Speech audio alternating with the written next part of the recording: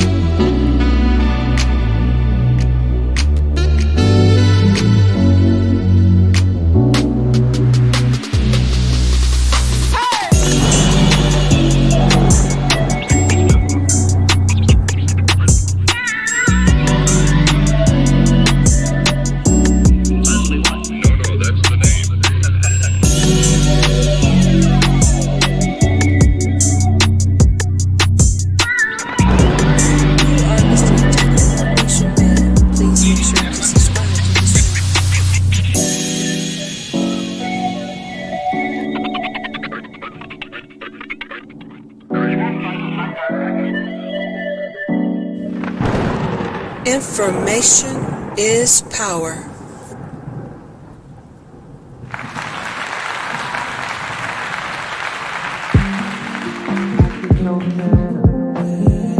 Sometimes it's hard to keep my head up. I get so fed up. Sometimes it's hard to keep my head up, but I still try. I get so fed up. Sometimes it's hard to keep my head up. I get so fed up, yeah. Sometimes it's hard to keep my head up. Why do I feel like a letdown? On the edge, I don't wanna get down.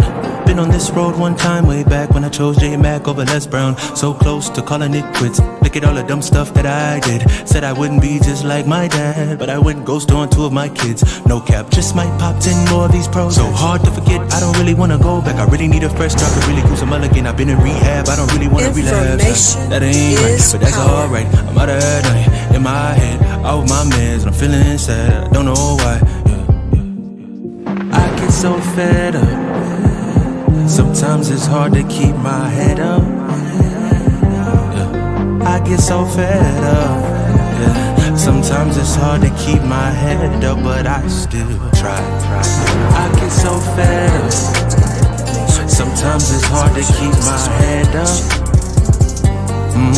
I get so fed up. Yeah. Sometimes it's hard to keep my head up. I ain't right, but that's alright. Off my meds, out at night, all that time, can't get back. Feeling sad, I don't know why. I ain't gon' lie, you ain't no good, but come on by, come on slide. Still can't feel, lost my bro, still don't cry. I don't know why. 25 letters on my dresser. Why do I feel like a mess up? Tell the truth. Everybody see me out here walking with the Lord, but I still wanna dance with the devil, yeah. Why show love to Becky, but I friends on Quintessa? Every single woman deserves to be loved. A gift like that's so special, but we treat a dark-skinned girl like Tell the truth. And a red bone girl so extra. All I gotta say is be careful, cause the media is really out to get you. Yikes, that ain't right, but that's alright. Out at night, in my head, off my meds, feeling sad and I don't know why. I get so fed up. Sometimes it's hard to keep my head. Yeah, I get so fed up. Sometimes it's hard to keep my head up. I get so fed up. Sometimes it's hard to keep my head up. I get so fed up. Yeah. Sometimes it's hard to keep my head up. I ain't right, but that's alright. Off my meds, out at night, Tell the truth. all that time, can't get back, feeling sad. I don't know why, I ain't Tell gon' the lie. truth. You ain't no good, but come on by, come on slide. Still can't feel, lost my bro, still don't cry. I don't know why. I get so fed up. Sometimes it's hard to keep my head up.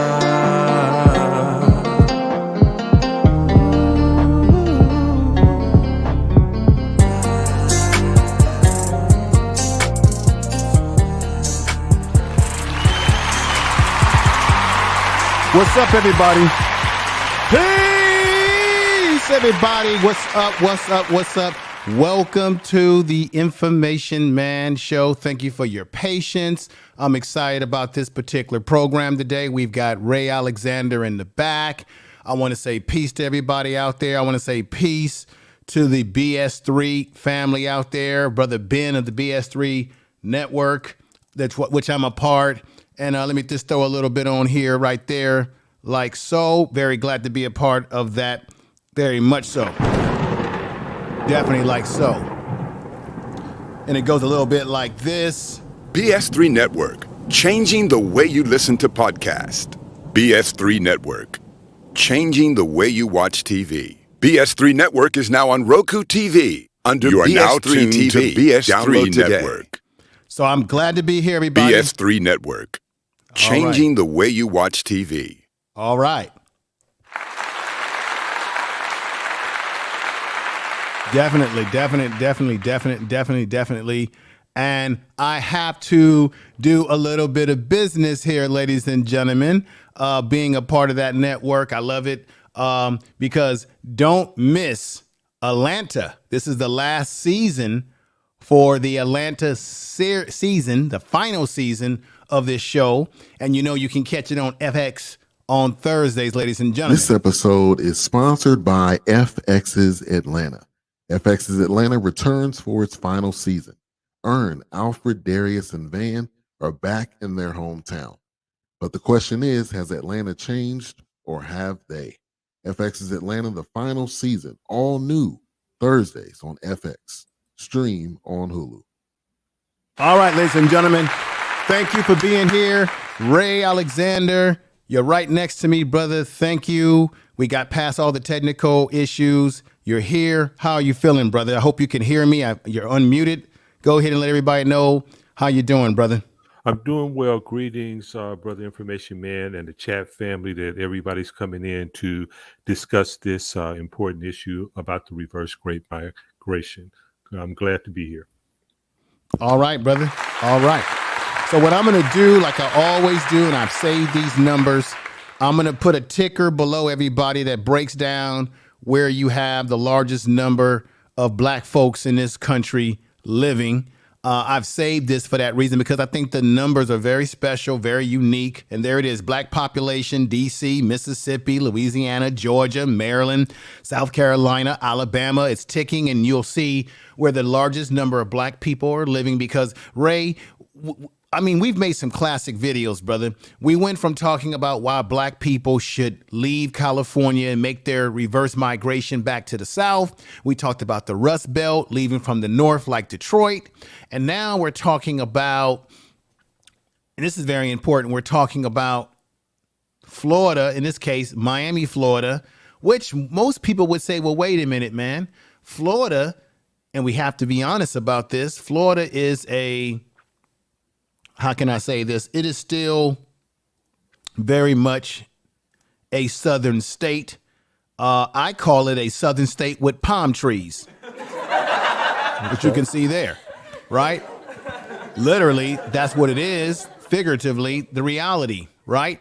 And so some would say, well, wait a minute, if you're telling people to make this migration from the west to the north to the south, wouldn't Florida match up as a southern state? However, we can say it to you like this, folks, that yes, not all southern states, not all states are created equal. And there are some where black people can flourish a lot better than others. As you see the ticker ticking below you, those are some of the states where black people in general have the largest populations and can flourish. And Ray, break this down to everybody again as a reminder. You said, give us the rationale why it is in the best interest of black people to move to areas where we have larger numbers and potentially stronger political gains. Go right ahead. Okay, thank you for going over that. The power in the United States is in the states. Whatever happens in the federal government, the actual states will administrate that. They will take the money, they will implement the programs.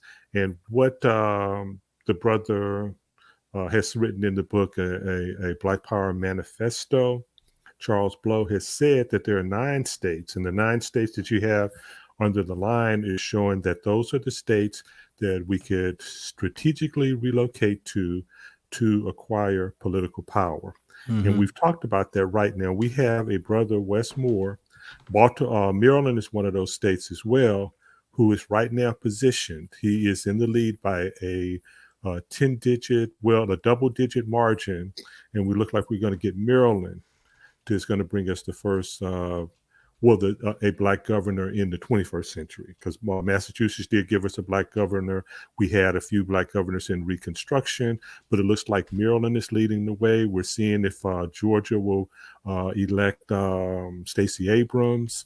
We got a sister running for Senate in North Carolina. So the power is at state level. Whatever's happening, the states will administer it. It's closest to the people. And so we've been able to manage and take over cities, but cities are always and counties are always controlled by the states. So Right. the federal money that comes down will be administered by the states with how much money we put into education, how much money we put into healthcare, when we build schools. That's all handled at the state level. And that's State why. level. That's why they always say that all government is local, ladies and gentlemen. And let me just shout out a few people. I want to shout out, and this is a brother that I'm glad that he came through. What's going on, J Speed? I'm glad you're here, brother.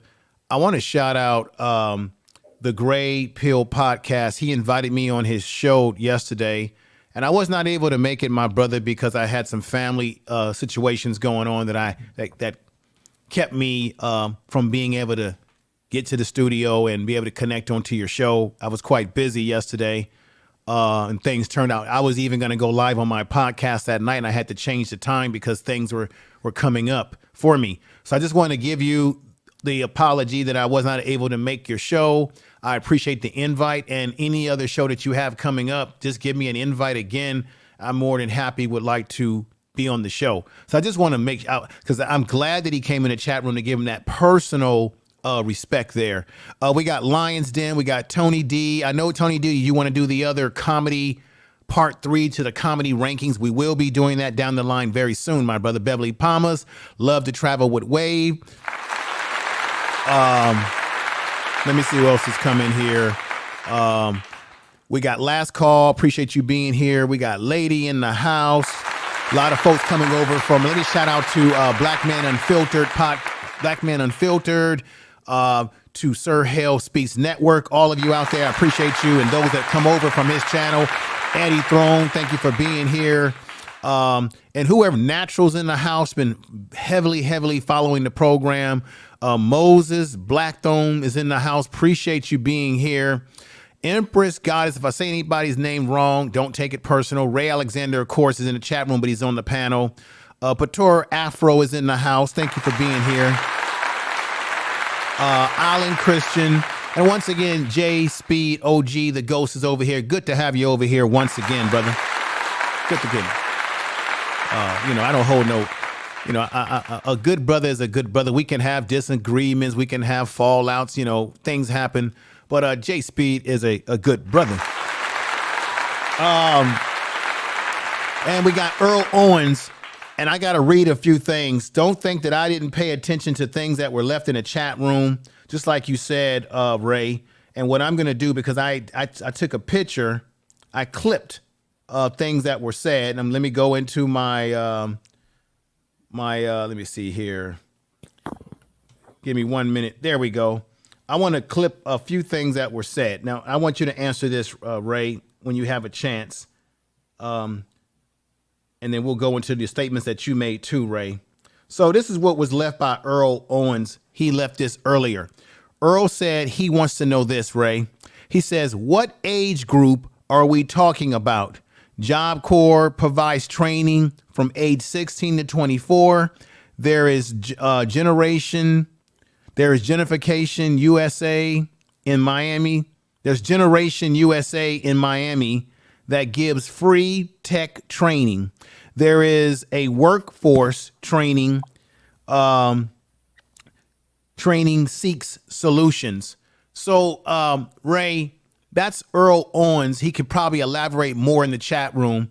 He's saying that they do have some training programs in Miami for job training, but we're gonna have to bust a few bubbles today.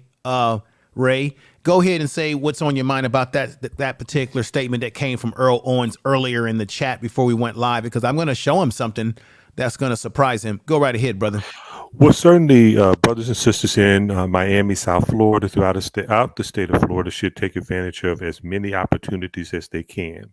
Education-wise, Florida A&M is still going to be a great university in Tallahassee, and Tallahassee is a predominantly black city. Florida A&M will train some people to do some dynamic things. You got Florida A&M Law School. You have Bethune-Cookman from Florida Memorial College, as well as Edward Waters colleges are the black colleges in the state of Florida.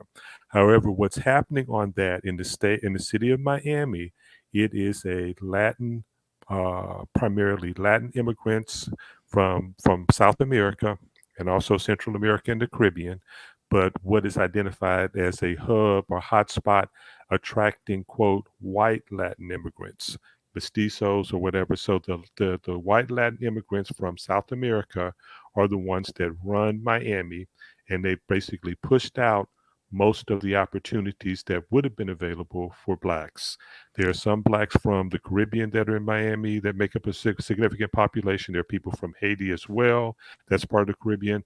But right now, the power structure in Miami is run by the Cubans, and the governor has just eliminated the 2 black congressional districts. Although we do have a great sister who's a Congresswoman, Val Demings, who's running for senator against Marco Rubio. Hopefully she'll be able to get that seat, and that'll delay some things. But right now, the numbers do not look good because it's a Hispanic state, like Texas, like California, and we want to be in position to determine what's important for us by our own votes, by our own power base. And so when we have to negotiate with people that don't have our best interest or don't have our interest, they have their own interest, then that we're going to be negotiating. And so the numbers are not there for us to take over the state. And the government, they have different interests. They invested a lot of money. Their trade is with South and Central America. They've invested a lot of money in regentrifying the predominantly black parts of Miami now, Little Haiti, a lot of the other black parts of Miami. For millennials, for Generation Z, there's really not a great long-term future for them in South Florida or the state. And I would say the same thing for people who are retirees. If you have a job and you're going to go ahead and work through retirement, take that retirement money, sell that house, and go to where your children and grandchildren and great-grandchildren will have political power at the state level to protect your interest. And so those are the things that I'm focusing on. All right, Ray, let me let everybody know this too. This is like the demographics. What we did is that the numbers can go up and down based on the year, but the closest numbers that we have, ladies and gentlemen, is for 2020. And this is what it looks like demographic for as racial demographics, ethnic demographics. We got the Hispanic population. And I know that that's a word that I really don't like using a lot because some people of those different backgrounds don't like being put into a mosh pop. A lot of them will say, hey, no, I'm Brazilian, I'm Puerto Rican, I'm Cuban, and things of that nature. So we do recognize that there's different groups, and we're going to break it down today. But for the purpose of this, Hispanics make up 72.5%, while black people make up 14% in Miami. White people make up about 11.5%, and what have you. And so when you look at this right here, which we have up, Ray, and everybody, I want you to look at this. This is the thing, Earl Owens and everybody that's listening. Yes, they have some programs in Miami, but most of the people who benefit are by the largest population, which are the immigrant population that dominates the Miami, dominates Florida. And so therefore, they have people that are in positions of power that are doing things for them. So Ray, am I right or wrong? You have a lot of Cubans who got there or their ancestors got there when back in the day, they allowed Cubans to come over. What was that? Was that under Ronald Reagan or was that under Jimmy Carter, where they allowed Cubans who wanted to flee from Fidel Castro in Cuba to come over. And that particular generation came over with nothing. They left everything, but they were a generation of people that were educated, and they were able to rebuild themselves through their numbers. They dominated in the numbers, and they pretty much control the politics of Miami in particular. Ray, is that correct? The Cuban population controls the politics there, right? That's correct. However, that was under President John F. Kennedy in the 60s. Okay, during the 60s. Let's get it right. 60s, and that's when our Black Americans were fighting for civil rights in Miami. And most of them that came were not poor. Now, some left some of their wealth there, but yes, these were the well-educated elites who came and take power. Now, a lot of you know this company called Domino's Sugar. They sold, and if you look at that, they bought land throughout Florida. They're Cuban, and they reestablished those sugarcane plantations or farming communities in the United States, one of the largest sugar producers here. So they lost that there, but they had resources to do things. Right. In addition to that, I wanted to show how in 1972, they established Florida International University, which was to help the Cuban influx have a place to educate themselves. Florida International University has a School of Law, a School of Medicine, School of Engineering, School of Business, School of Architecture. Florida A&M just got their law school, I think, 20 years ago, yet to get a medical school. So they've invested heavily in South Florida with public resources to help people who were fleeing a dictator and basically usurped the opportunities that basically would have gone to Blacks throughout the state of Florida. At emancipation, Florida was, I believe, 48% Black at emancipation. It was not majority, but it was almost half. So the point of the matter is we've lost a lot of ground. People from South America are dominating. They have recruited heavily.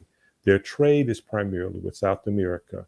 And so as Charles Blow is telling us, we have to be aware, not just for ourselves, we have to think those three generations, your children, your grandchildren, and your great-grandchildren. What will their political power be? Who will they be going to school with? What is the probability that they could become governor, senator in these states? What is the probability that they can get a standard education? They're going to be bilingual education. One of the roadblocks for Blacks in Miami is if you don't speak Spanish, you don't get job opportunities. Right. You get pushed out of the limbo. You're in the limbo there within the state. Let me do something real quick, Ray. Black Man Unfiltered, thank you for the super chat. Great program, ladies and gentlemen. Check out Black Man Unfiltered. Many times you'll find me on Black Man Unfiltered as well as Sir Hell Speaks Network on the panels. I don't get on much panels these days, but those are two channels that's worth me spending time on and putting energy into promoting and what have you. So, and I also want to say to everybody out there, last week I did a pre-produced video. Brother Yaupo, who came onto the platform and we promoted his book, Melanin, a novel, a black sci-fi novel. Do you know that his book went to number 30 and then it jumped up to number 3 in the rankings over in Amazon in his book? Jumped up to about 3. I think it might have dropped down from ranking number 3. And I have to say to all of you out there who came over and watched the video, who promoted the video, or either told people about his book, I want to give you all a clap right now. We made this happen, and it looks like he's still getting really good sales with the book, and it's just what we need to do, support Black people that are doing things that are positive. But Ray, let me go ahead and do this, and Black Man Unfiltered, thank you for that super chat. You are listening. Let me hit that Thank you for the super chat, my brother. I appreciate that again. I would play music and all that fanfare, but I think the subject matter that we're talking about is so serious that we've got to stay on point with what we're talking about here. But I appreciate you. So, Ray, what I'm going to do is I want to just read something real quick. It reinforces what you were just saying, and this is material that you sent me. Okay, so when what is often considered to be the first big wave of Cuban immigration came to the United States in the 1960s, like you said, they were mostly welcomed, right? They were welcome as immigrants. They got welcome status into Miami, a city that was Jim Crow South, which black people were the ones who were catching hell before they even got over here. We were the ones that were busting our ass doing civil rights, at least our ancestors, right? Our family members, our grandfathers, our grandmothers, busting our ass to get equal rights for everybody.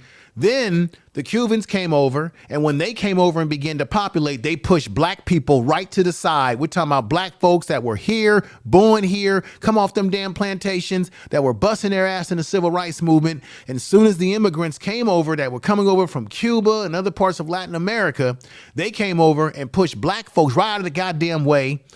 And we're the ones, or our family members are the ones who made it possible for them to be able to come over here in the first place and get equal right and treatment and access to job opportunity, while they sit up here and talk to us like we're dirt poor shit in the ground. I'm telling the damn truth.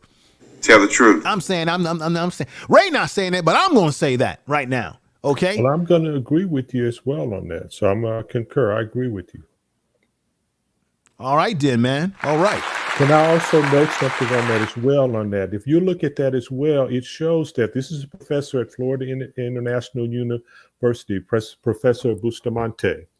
He's saying that the people that were fleeing Cuba were light-skinned. They considered themselves white in Cuba at the time. And what they were able to do, now I'm not hearing on the, if you have me still open, let's see if that's coming through. Are you able to hear me okay? Yeah, you're coming through fine, Ray. There's been no audio problem. Let's keep it going. So they were the Cuban elite. They were actually the white Cubans, and they came over under. Let me just find that section that you just had. Oh, let me put it. This is what I'm going to do, Ray. Let me put it back on the screen. And Ray, we must say this to be respectful and to be factual. I've seen this growing up with my own eyes. You are absolutely right, Deborah Gunn. When it comes to the black Cubans, we got to keep it real.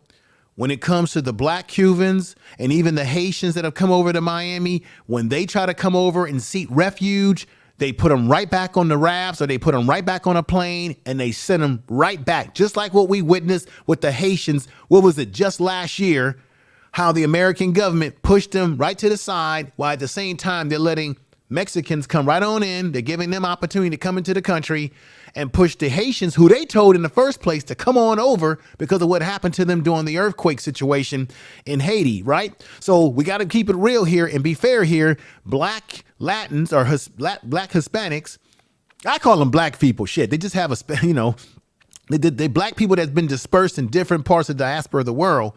When they want to come over and seek refuge, they get treated differently than what we would call the fair skin or the white Cubans. Remember, Ray, how everybody went crazy over that? What was that kid? Remember the young kid? Mm-hmm. And everybody was playing political football with this kid, right? It was Fidel Castro was playing his political games. I believe at that time, was it Bill Clinton that was in office? Everybody was playing political football with this kid, right? Back and forth, all over this one little kid. I bet you any kind of money, if that was a black kid, they would have just sent his butt right on back where he came from. That always bothered me, because you saw videos and footage of how they would just pack black folks that would try to come over and get asylum and just push them to the side.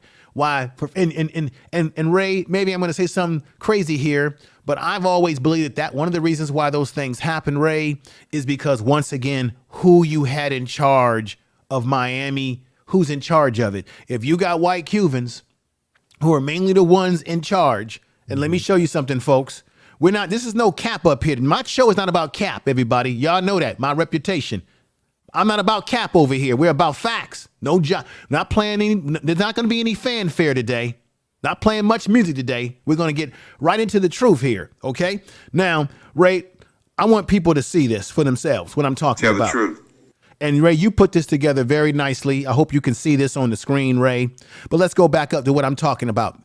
This is not about racism. This is just the truth. These are the folks, white Cubans, who control Miami.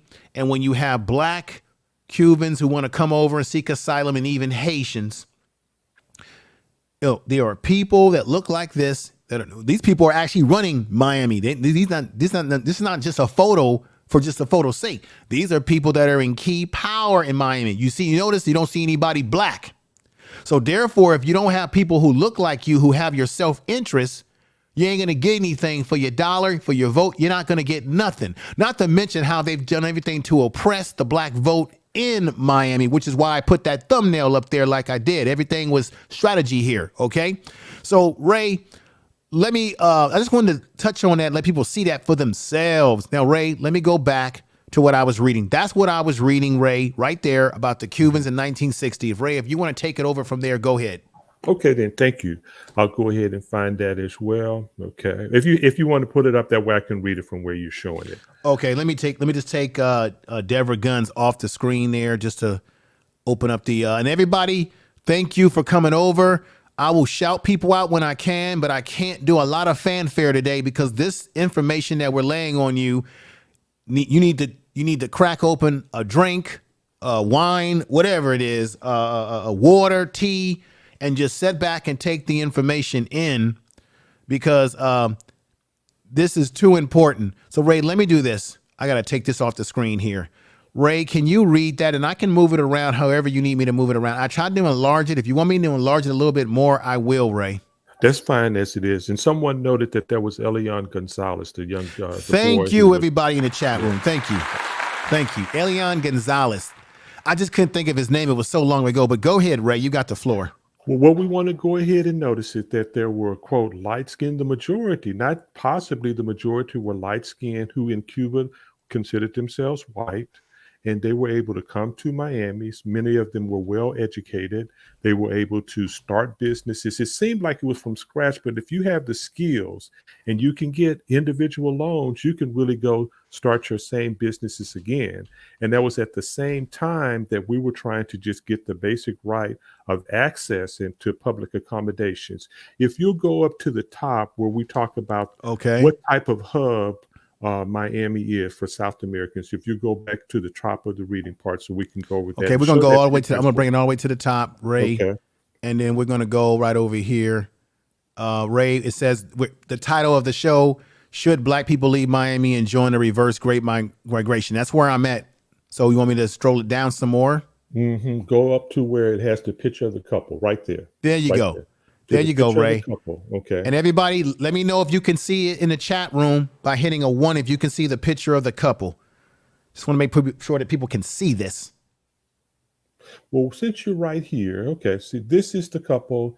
These are two doctors, one from Venezuela, one from the Dominican Republic. If you go down to a little bit more into the paragraph, please. Okay.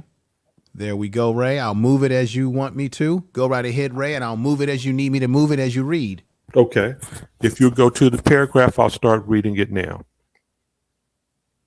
The title of the paragraph. Yeah. It'll say, Miami, a hot spot for quote unquote white Hispanic immigrants from Latin America. Mm-hmm. So Miami is a majority Latino city. 70% of its population is quote Hispanic. Cubans dominate that at 54%. And so they come from everywhere throughout Latin America. They have a high share of foreign-born Hispanics, something like 66% are foreign-born. And then it'll show the Cuban Adjustment Act of 1966, where they're the only Latino group eligible for green cards after 1 year and a day, if they get in on that. If you go a little bit further up the paragraph, we'll go to talk about the situation for blacks in the Miami and South Florida. Okay, so we got you got Miami has the highest share of foreign-born Hispanic. You read that already. Mm-hmm. Okay, then you talked about Florida International University, which opens its doors in 1972, was built because of the influx of Cubans. They didn't give a damn about black folks, even though black folks were there before them. Black folks opened up the civil rights gates for them, but they built something specifically for them. When do they build anything specifically for us? Anyway, Ray, then we got Miami-Dade gross domestic output. Want me to move it down to where the picture is? Okay, well, we'll go over that real quick. Notice that, as you said, that Florida International University graduates more Latinos in the U.S. than any other university. Okay. And so the the $140 billion gross domestic product is primarily with South American countries. There's a great deal of trade.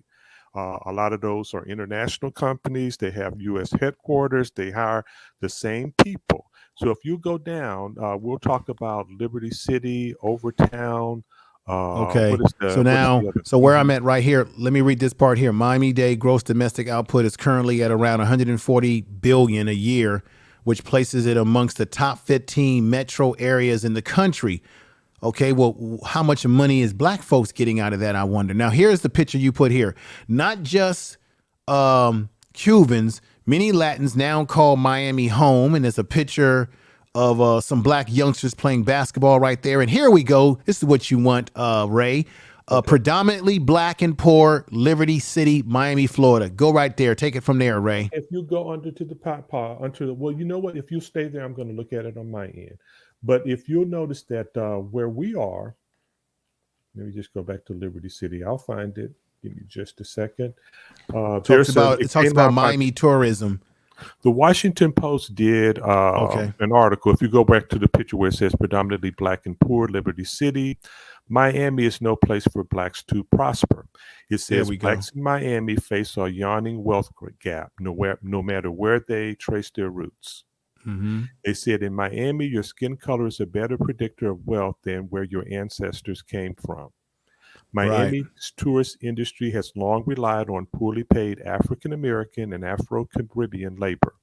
Mm-hmm. And according to the report, The Color of Wealth in Miami by Ohio State University, Black Caribbean and Black Latino communities encounter discrimination similar to that of African Americans, highlighting that race appears to trump ethnicity when it comes to predicting wealth, according to the report, which examines the economic disparities among Miami's diverse population. So what we have is that there is not an acknowledgement. We have a lot of people. There was a show that's coming on. One of the reasons that I think I've sent some similar things to. One of the reasons why I sent this to you as well. There's a show that comes on the Oprah network called, what is it called? Ready for Love in Miami. And it's an entertaining show. I enjoy it. One thing I always notice, everywhere they go, I never see any black people employed. You understand? When you're going out to these nice restaurants, these nice clubs for the settings, I never see anybody black working behind the counter. You don't see blacks at the hotels. They may be in some things, but that's important for black college students, for black kids, for black people to have opportunities at those entry-level things. So that's one of the other reasons. But what we're talking about is political and economic power. And so what we want to do is make sure that we are positioning ourselves for the best long-term strategic development of power. And that's what it's about. They have come in there in the 1960s, and this is about three generations. They're still in power. They have a Cuban mayor now. Every now and then they will get an Anglo mayor in there. They'll call it any white that's not just Hispanic. They'll call him Anglo. But they have not got a black mayor. The seat that was there was a brother that passed away. I'll think of his name, and his congressional district. He was a judge, and then he became a congressman. And his congressional district was he was just now merged with another quote mainstream congressional district. So there might not be a black in having a congressional seat in Miami. The other ones were in Orlando combined with Tallahassee and Jacksonville. It was gerrymandered to include the black population up there, but Governor DeSantis has pretty much wiped that out. So before everything gets bad, before people are looking at, go to Florida and get your education, but you have to be strategic. You have to position yourself, and everybody else does this. These people, when they decided to come to Miami, it's because it was Latin American. They're going to where they have enclaves, where they have a cultural base, where they have a power base. That's why you have so many Hispanics coming to Miami in particular. You have now Puerto Ricans being the dominant group in Orlando. And you have in Texas and through the West to Texas, New Mexico, Arizona, California, primarily Mexican American. So blacks have to be strategic about how we're going to gain power and what we're going to be doing as people to be strategic in making the type of moves we need to make. Did you have another question on that? Yeah, I'm gonna say this to you. I'm gonna say this to you, Ray. Chef, peace to you, brother. Good to see you over here. Don't be a stranger. Last call. Old Reliable's been rocking with me for a long time. Empress Queen. We got Jackie that's in the house. A lot of great people. Definitely share this out when you have an opportunity. If you're looking at us on a cell phone right now, you can simply share it to your Facebook, your Twitter. You could do it real quick and still be watching the show just like that, okay? Everybody out there that's watching in Roku TV, thank you for being here. Everybody watching in Facebook and Twitch, thank you for being here once more. I got to give you a clap. BS3 Network, peace to all of you all out there. Share this video on all your social media. That's the only way we build the channel. We build the audience over here. But Ray, I got some sliders that I put together that summarizes some of the things that you have in the articles here. We cannot. So when someone says, hey, what are y'all talking about? Why should black people leave a place like Miami, right? Potentially to go elsewhere where we can flourish in larger numbers and have better political footing, where we already have black folks who have better political footing. Now, I'll be honest with you, Ray. We have black people in some of these places like Atlanta that are black, and we have some black politicians that do good by us and some that don't. But it's up to us in collective numbers to get rid of those black politicians who are doing nothing for us. Get rid of them and replace them with someone who's going to do something for our interests, who's going to be on code with us. That's what I would say about that. But let me read this right here. This is out of the article. Miami tourism economic has long relied on poorly paid African Americans and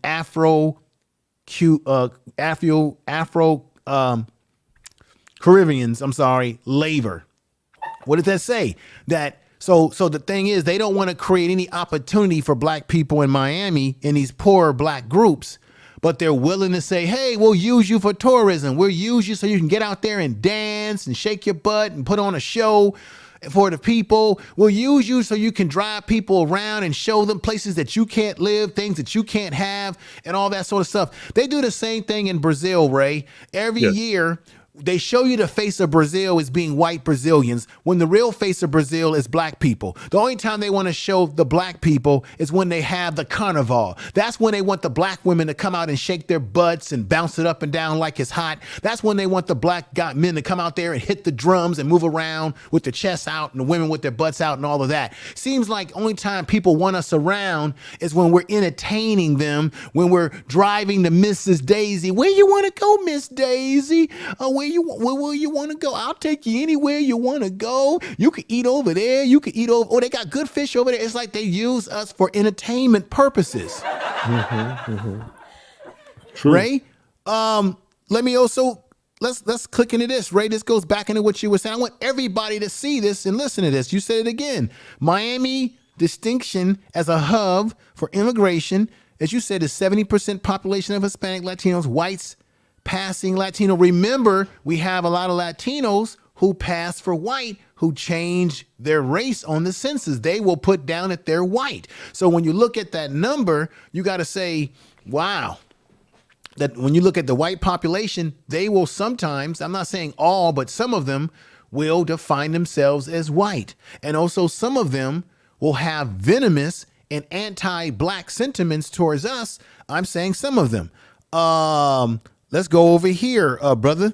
You know this too. Black Caribbeans and black Latins communities encounter discrimination similar to that of African Americans. Well, go figure. We were here first. Y'all came on over when we opened the gateway and door for you to be able to come over through civil rights, and y'all start experiencing what we've been experiencing. We've been warning you all about this as some of you come over here with your sentiments negatively towards us. Some of you, not all of you. And we've been warning you. They're wiping you off. They're trying to wipe you out, gentrify you just as much. Okay. Similar to that of African Americans, highlighting that race appears to trump ethnicity when it comes to predicting wealth. So, Ray, touch on this. They're basically saying based on the color of your skin in Miami will determine your potential for wealth. What is that all about, Ray? What's going on in Miami? We're far away from the days of Miami Vice, man. Okay, and Tubbs and Crockett. Well, what's happening on that, the same discrimination that there's a book, there was a report put out called The Color of Wealth. So Yes. Miami, The Color of Wealth in Miami says that I'm going to look for that right now while you're talking.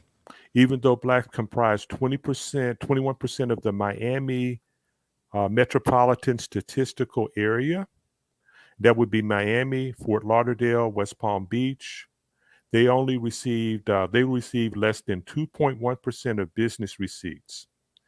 And also a decade later, they're saying that black households average $38,000 per year versus $56,527 for whites, and that includes white Hispanics.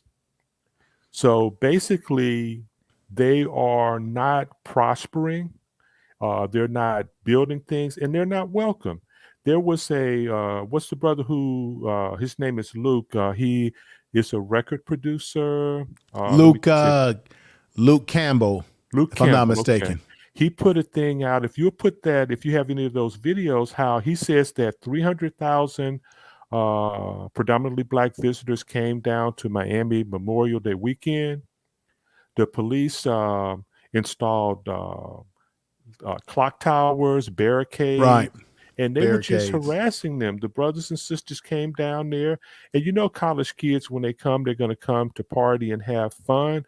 But he's saying boycott Miami. Do you have any of those photos showing how poorly black kids were let me just show you. I'll show you this one or video.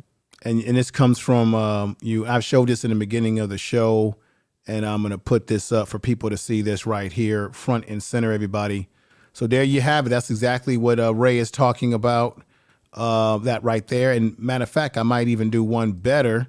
Let me see if I can find. There was a video that I looked at today. I was going to clip some of it.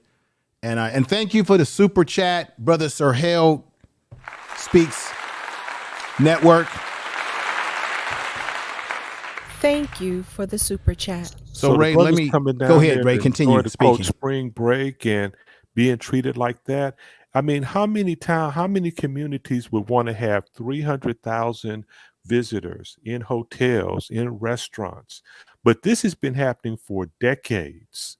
There has not been a time they don't want our brothers and sisters. Now we can go where we want to go, but if you're going to take that kind of money to put in millions to lease hotels, to get these restaurants, to go to these clubs, and you're going to be treated like trash, then I would say don't go there. And that's why Luke is talking about boycott Miami until they make some type of major concessions, some type of welcoming, and put advertising, because this has been going on. And if you can find that video, there's a video that I sent you. There was a young lady.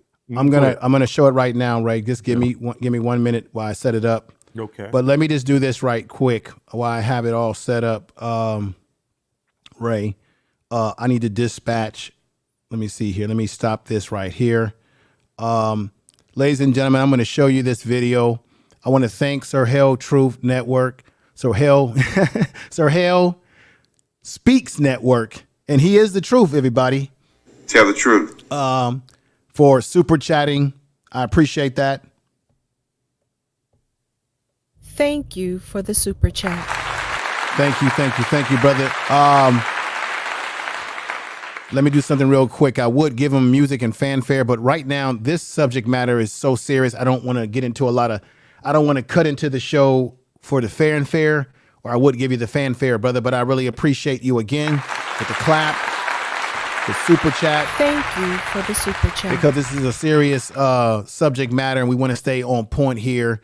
Everybody, please listen. Do not leave the channel to run off somewhere else. A lot of times, black people, we need to listen and watch things that can educate us, give us some insight into things. And I know a lot of you already have an idea that these are things that are going on. So, and I appreciate everybody who's new to the channel, that's new here. I want to say shout out to Los Angeles, California. I want to shout out to New York, Chicago, Dallas, Houston, Chi-Town. Of course, I said that before. Philadelphia. These are some of the places back east that watch the show pretty heavily. Did I forget anybody else? New York, Chicago. I feel like I'm forgetting somebody and I don't want to be disrespectful.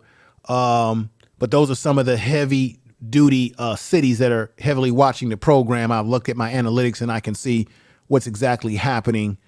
This is what we're going to do, Ray. We're going to set this up right now and let people see this.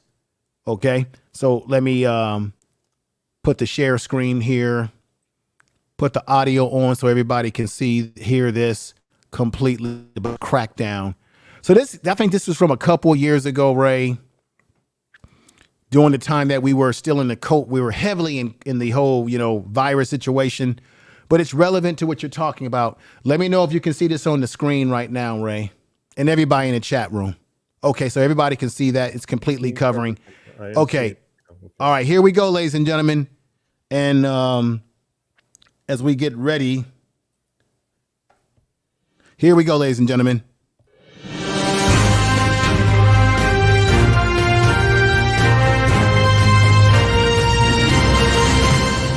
Information is power. Whether race is playing a role in the spring break crackdown on South Beach. Amy. Well, Nicole, it really depends who you talk to. Some residents and city officials say something had to be done to keep public safety intact based on some of the behaviors we've been seeing. But others say the city is unfairly targeting Black visitors and perhaps trying to make them feel less than welcome. We do not condone violence from anyone. Curfews, closures, and chaos in South Beach as spring break visitors overwhelm the city. Most of those are young and Black, prompting some to question whether race is motivating the city's response. They're met with heavy police presence, right? They're met with street closures. They're met with closed parking lots. Miami-Dade NAACP President Daniela Pierre argues the city's amped up police presence and aggressive enforcement of curfew with little notice to visitors sends an unwelcoming message and only adds to tensions. What are you targeting? Is it crime? Or is it a culture?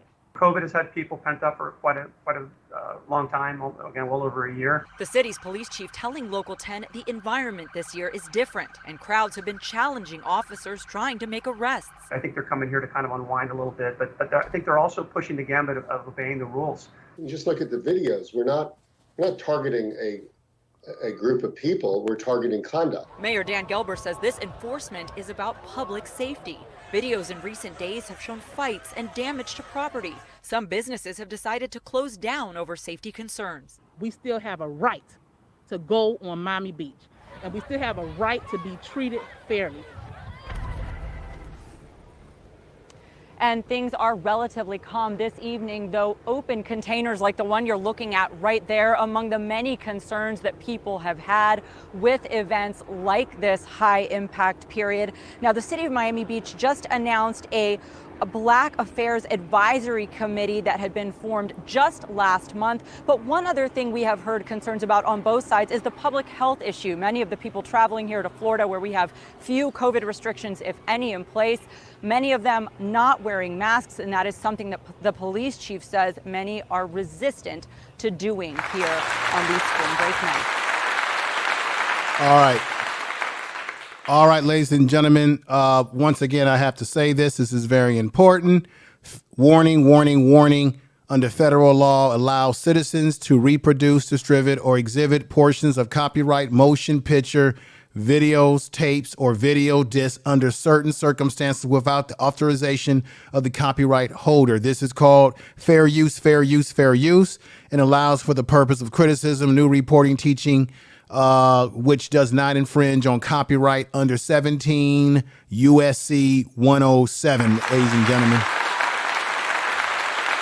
I just want to let y'all know that right now, because that is the truth, ladies and gentlemen. Tell the truth. All right, let's let that go out of there. Hang on, Ray. Yeah, one of the things that's very important is that you certainly have the right to go there, But what we want to do is utilize our rights and our monies to benefit ourselves. If they want to treat these kids like that when they go to have a party, because you haven't seen other people being treated, and they are more rowdy, they get drunk, they tear things up. And there was a thing I sent you how they were, I don't know if you still have it, where they were pepper spraying a young black woman. Let me see if I can find that. I don't know if I have that still in there. In that theme that I showed you, where I sent you, brother, there was at the bottom of it, it had a section that said, let me just see if I can find it real quick. And it talked about the references, or do you still have that? Let me see if I don't have that, but just explain what happened. Well, what happened on that? I have some other video that I want to show everybody as we move forward in the presentation. But go right ahead, brother. There was a young sister. She seemed like she was 18 to 21, something like that, and she was dressed. She was on the beach, dressed for beach wear. She was covered, but the guy was spraying pepper spray in her eyes, and she just was as humble. She wasn't getting violent, and she just accepted it like maybe this was something happened in the 1950s. She borrowed her kids, and he sprayed pepper spray in her eye. All right. And I'm telling you, I know if there was a blonde, you know what I'm saying? Yeah. That guy was fired Ray, and railroaded. Ray, if you are using a computer and you find it, then what I'll do is I can just I'll let you take over the screen, and we can play it through. So if you happen to find that, because I didn't, for whatever reason, I'm sorry I missed that. I would have liked to have prepped that as well. Let me say peace to the Faith Factor. And she said this. She said they withheld opportunity from black youth purposefully to make room for the new model minority group. And that is the truth and facts. Tell the truth. But Ray, let me go right here. Let me read this right here. Ray, you sent me some good information here. Everybody in the chat room, I really appreciate you again. Everybody, even if I hadn't said your name yet, you all are wonderful. You all are great. We are a great family here. We put it down. We have our fun over here from time to time, but we know that there's times when we have to bring up these serious issues that a lot of us don't want to deal with sometime. And this is just a reality that this is what we need to recognize, that we are in a changing demographic breakdown. And I've got an exciting video of someone that you all are familiar with for you all to see. But Ray, Miami history of breaking promises to its black residents. Ray, you have here, it says August 20th, 2022, the Miami Herald featured the article titled "The History of Broken Promises. Miami remains a separate and unequal for black residents after providing comprehensive looks at the stark racial disparities in housing, income, education, employment, and government that continues to disproportionately impact African Americans." The newspaper reported that one lasting consequence of that hostile environment is persistent. It's called brain drain of young black college grads and other high achievers who for years have been leaving Miami-Dade. Many of those who stay behind, typically less well educated, find it hard to get a job in a market where preference is given to Spanish speakers. Ray, touch on this. This is what we're trying to discuss on this, to let people know this is not to alarm anyone. This is to let you know you have control of your lives. And the people, once they get skills and they're going to these job interviews and they're not getting hired, but then they put their resume in Atlanta, they put their resume in other places, and they got multiple offerings. And that's why they're moving to those locations where they can do better. There were sisters and brothers who were journalists at the Miami Herald and different places that went to the cold in Washington, D.C. to work. So this is what we just need to be aware of, what's going on.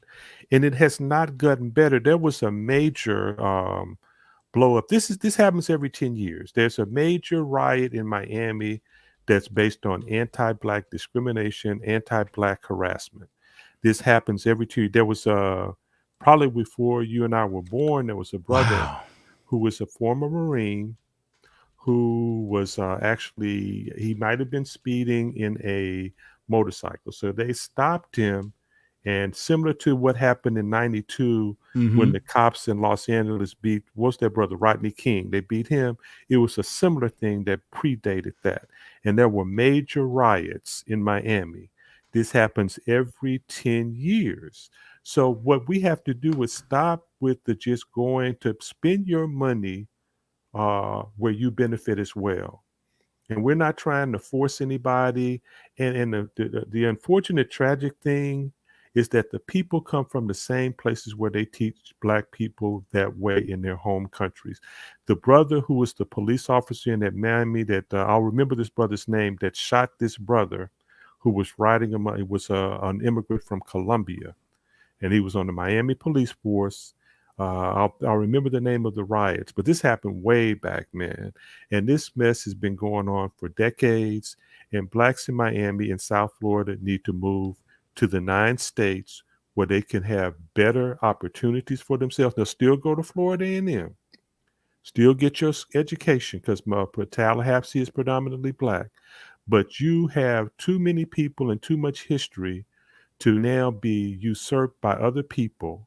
And the Caribbean and West Indian Blacks will be getting this as well. Now, there'll be a few do a couple of things there, but Haitians do not have any political clout. They're treated like third-class citizens. Right. Even Haitians, they don't have any clout. Exactly. Our brothers from Jamaica don't particularly. You have a few here and there, but they do better when they go to cities like Atlanta, when they go to cities like DC, when they go to cities with a large Black population or states with a significant they do better because they're not discriminated against. There might be some cultural differences, but you'll come up and do some things. So, and this is what we'll need to do, man. We need to be waking people up, and you're doing a great job of doing this.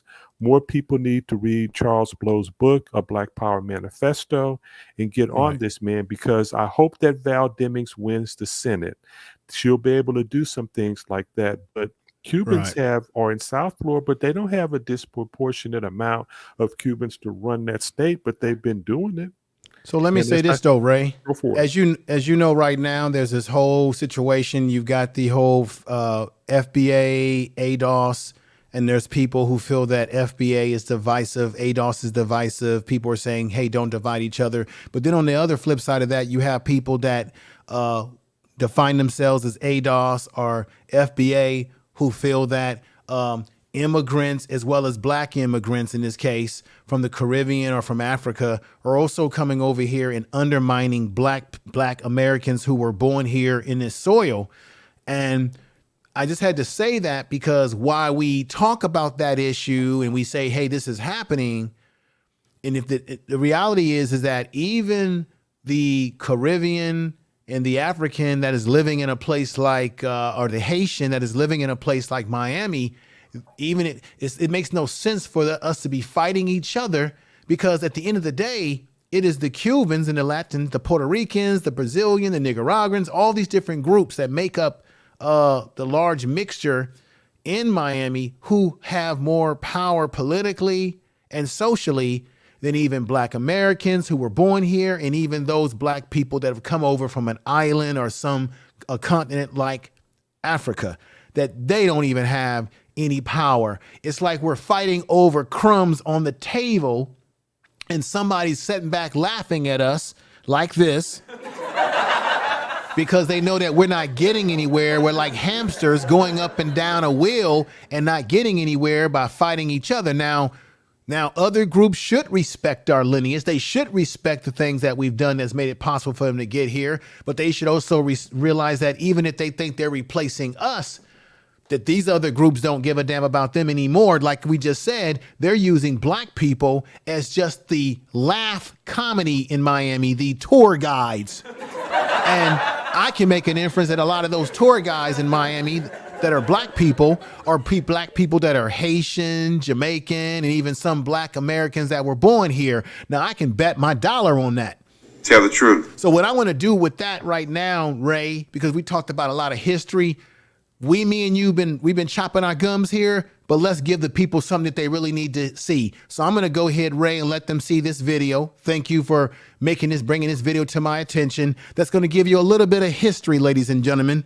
Let me just enlarge my screen right now. It's going to give you a little bit of history, ladies and gentlemen, about this problem of how black people have been treated in Miami, in particular, in the state called Florida.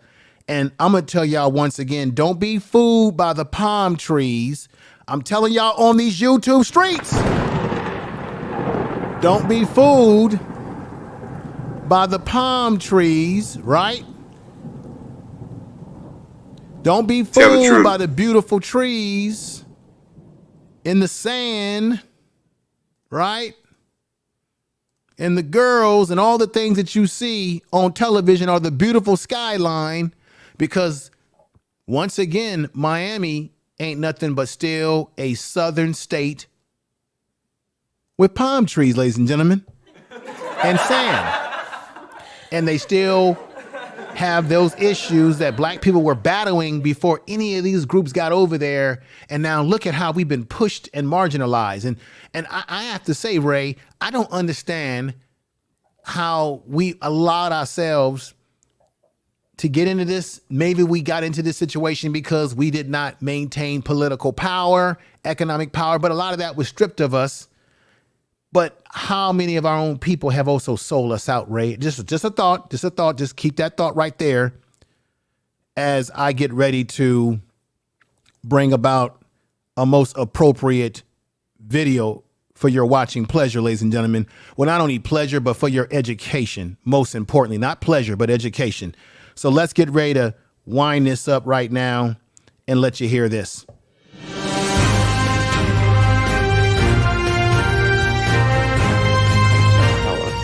They lived in Color Town, in Coconut Grove. You had Color Town and White Town.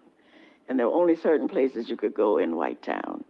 And so most of the things that we did were right here. Well, I think that the stories that she's told in terms of how she was treated and how some whites feel about blacks, I think that storyline, or at least that portion of the narrative, I think is still the same. But it was challenging. Like I said, I was the first black at that firm. George Knox, who was the city attorney for the city of Miami at one point, followed me as the second black lawyer. And that he had to be a former city attorney, right, to be able to get to that level of firm. Right. That the black man had to be 10 times better than his counterparts to get the same position. Absolutely. It's very true. It's very true. And I hate to even talk about this president that we have, but just to think of what's happening in the country today, you can say racism is coming back, full blast almost. You can see it everywhere you go. I absolutely refuse to refer to that period of time in the history of our community as the McDuffie riots. And too often, people from the outside and the inside refer to the reaction and not the action that led to that reaction.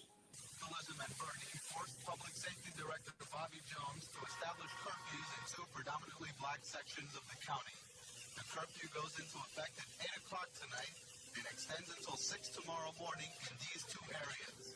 Even though they burned down a lot of the places, a lot has been rebuilt and restored in the Liberty City area. My late husband went out of here in his pajamas over on Grand Avenue to help keep people safe and help young blacks to see that we couldn't have all that rioting and stuff going on Grand Avenue. A lot has changed in Miami since my dad's time when he was first starting out in his career. I think the biggest change that I would point to is that now individuals can create their own opportunities. There's an energy in Miami that allows for people to simply start building something. And if that thing is good and it helps people and it's beneficial to the community, you can create enough energy that folks will join you and actually invest real resources into what you're building. One of the things I think that Trump has brought to light is that some of the things that he says is so outrageous that those people are forced to, well, all people are forced to take a position, right? So some of the statements he may make about blacks or whites or whatever the issue is. Tell the truth. You have a choice to make. Either you're gonna be quiet, which shows consent, or you have to speak out. And he forces you to take a position.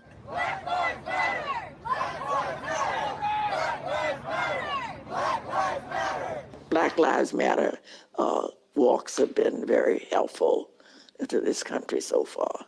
And there's so many other examples where we as a country or we as a people have either directly responded to injustices through what we now call riots, or we've helped others in other countries. So, one man's riot is another man's freedom fight, and we have to be very careful. Now, are there deep-seated systemic issues in Miami? Absolutely. And so I'm not painting some rosy picture as though, all that we're doing is working and that everything's fine down here. It's not. There's a lot that was brought to light in the McDuffie riots that we are still dealing with today. Nothing is gonna get better until I'm looked at through the same lens as someone else is looked at. There are gonna be issues. And it's gonna take a concerted effort to make it happen. And I think that over time, it will happen. But we cannot continue to have the Floyd situations every few months happening. All right, ladies and gentlemen. I hope you all can hear me. And I'm going to play another video. Hang on, Ray. Federal law allows citizens to reproduce, distribute, or exhibit portions of copyright motion picture, video, type tapes, or video discs under certain circumstances without the authorization of the copyright holder. This is called fair use, and is allowed for the purpose of criticism, news reporting, teaching, and which does not infringe of the copyright under 17 USC 107. Let me play the next one we have here, Ray. And here we go. The South Florida chapter of the Congress of Racial Equality, known as CORE, ran out of patience.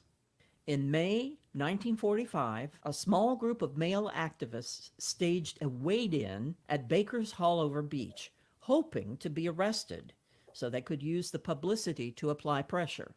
Local officials refused to arrest them and came up with an alternative. Instead of an integrated beach, they conceded a separate but equal beach for Black people on Virginia Key. While getting access to the ocean was an important step for Blacks, it was in the area of jobs where change was most needed. The only thing that was open to Black women, if you didn't have a degree in nursing or a teacher's degree or social work, you became a maid. It was actually the only thing I could do. I needed to figure. I wanted to stop this right here. This woman made history. She's the first woman, particularly first Black woman, to be a writer, a reporter for the Miami Herald, ladies and gentlemen. And she's breaking down what the only jobs that they allowed Black people to do, particularly if you were a woman. Let me just bring that back a little bit so you can hear what she says from the beginning. But she's the first Black woman to be involved in being a reporter with the Miami Herald, first hired. Let's continue here. Area of jobs where change was most needed. The only thing that was open to Black women, If you didn't have a degree in nursing or a teacher's degree or social work, you became a maid. It was actually the only thing I could do. I needed to feed my children. Tourism was Miami Beach's main source of income. In the 1950s and 60s, Miami Beach's nightlife was world famous. All right, I want to stop it there, ladies and gentlemen. That's pretty much what I have clipped for that. Ray, everybody in the chat room, let me just do a little quick run through here of people. We got Natural, we got the Honorable Angelique Nordstrom, we got Bonnie Rose, Golden Melanin, RY, Brenda King in the house, RY, last call. 12 L's is in the house. 12 L's is in the house. Thank you for being here, my sister. Good to see you. Don't be a stranger. Let me see what some of the folks are saying. 12 L's, anything that looks like we have progress or that we are standing up for ourselves, they're going to see it as a threat and we will get the backlash. Good point there. Let me see what my man Lions Den, my man, we've been me and Lions Den been rocking for a long time. Good to see you, brother. He says a 34-year-old black named Antoine Cooper was shot by and killed by the Miami police in March of 2022. He was unarmed. Damn. We got Bonnie Rose. And if you can hear, put a 1 in the chat room. We got my man back over here again. J Speed OG, the Ghost. Thank you for being here again. We got Jill's Chocolate Boutique. Thank you for coming over, sister. You've been heavily supporting me on the podcast channel. And everybody, do not miss the podcast channel tomorrow. I will be going live about Brother Coolio. What I'm going to do that's going to be different than most people about Coolio is that I'm going to actually get into why Coolio possibly passed away. I'm going to get into his health issues, go deeper into that and let you know what was going on. And I have a very special video of Brother Coolio making some admissions about Hollyweird that's going to blow you away. As he was being interviewed, and he even admitted that he was sort of scared to talk about certain things. So make sure you don't miss the podcast channel, The Information Man Speaks Podcast. If you have not subscribed to The Information Man Speaks Podcast, get over there and subscribe. Maybe the mods can run the link to the second channel. I got so many channels, I don't even know what to do. Oh boy. Run the link to the second channel because I go live over there every other night, and then I top it off with a Sunday show over here on the main channel. And I will be opening up memberships on this channel sooner or later where I can start giving you additional content on this channel for the people that are members. I've been thinking about opening that up, possibly creating that lane here as well. Let me go ahead and say peace to I think Brian Simpson's in the house, Empress Queen. Everybody can hear, so I'm very happy about that. We had a nice audience that's come over today. But Ray, let's get back to this because I do have a couple other video clips I want to show. Ray, I had to lay out the history. You did a great job of sending me the first video that I showed. And then I clipped the other video that was talking about how black people were sort of marginalized and pushed off the beaches in Miami and were pushed to certain areas in Miami in terms of that particular beach that became an all black beach. And you know how they always do us. They push us off of some land, give us some other land. Then we begin to flourish where we are. And then they want to come in and gentrify us and take back that which they pushed us on. But Ray, what do you think when you look at the history there that we just we put out there? I really want to thank you for showing that information because a lot of people that come here do not know what our ancestors gone through. And we're talking about our great grandparents and people like that, just to have the opportunity to go and enjoy themselves at the beach and do a picnic. And so these are the types of things that people that come from different places, I understand that they're coming from desperate situations. They're coming from countries that have not been fair to them. They're coming from countries that cannot provide what they need to provide a good life for themselves. But respect the facts that the foundation was laid by Black Americans, that you're not getting brutalized today. Sometimes they do. unfortunately, but you're able to go to these schools. You're able to go to these colleges. You're able to get jobs that were not available to other people because of people getting beat up, brutalized, and hurt for the right to vote. And so I do want our brothers and sisters who are Black immigrants to respect that, because they have opportunities here. And I want to let people know that it is the brothers and sisters from these cities and these small towns throughout the South and the Midwest and these major cities. Right now, we're spending a lot of money training people, training the military in Ukraine. 25% of the U.S. military, 20% of the U.S. military is made of brothers, primarily men, brothers from these cities that people don't want to talk about. So when you are getting, when you need this, and I'm not trying to make people, but this is not from these, they're not brothers and sisters from these African countries, training those people on HIMARS, training those people on how to defend themselves. It's brothers. There's a Black American man who is a 4-star general who is over the Department of Defense, who meets with the heads of state and defense, and who is making sure that that invasion does not succeed. You have brothers and sisters who are, and primarily, there are a few from the Caribbean here and there, but there's, please bring it to our attention if somebody from Haiti or Jamaica is sending money to the Ukraine and training their military to defend it against Russia. Let us know if someone from Nigeria or Ghana is doing that, or South Africa. Let us know. But to my information I have, they're not doing those things. They don't have the capacity to do it. And this is not to sound hard, but respect the fact that 20% of the U.S. military is made up of Black men. And these brothers are well-trained fighters that defend this country and defend freedom for the world. And until you're able to do those types of things and you've made those types of sacrifices, then come over here and respect Black folks. I understand you need a job. You need a career.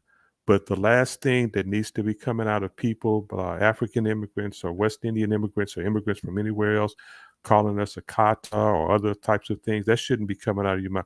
Respect the fact that you have this opportunity, and that it's brothers and sisters throughout the United States Air Force, Army, Navy, and Coast Guard that are up to about, others they're not as much as the 20% in the Army, but overall in the U.S. military it's 20% Black.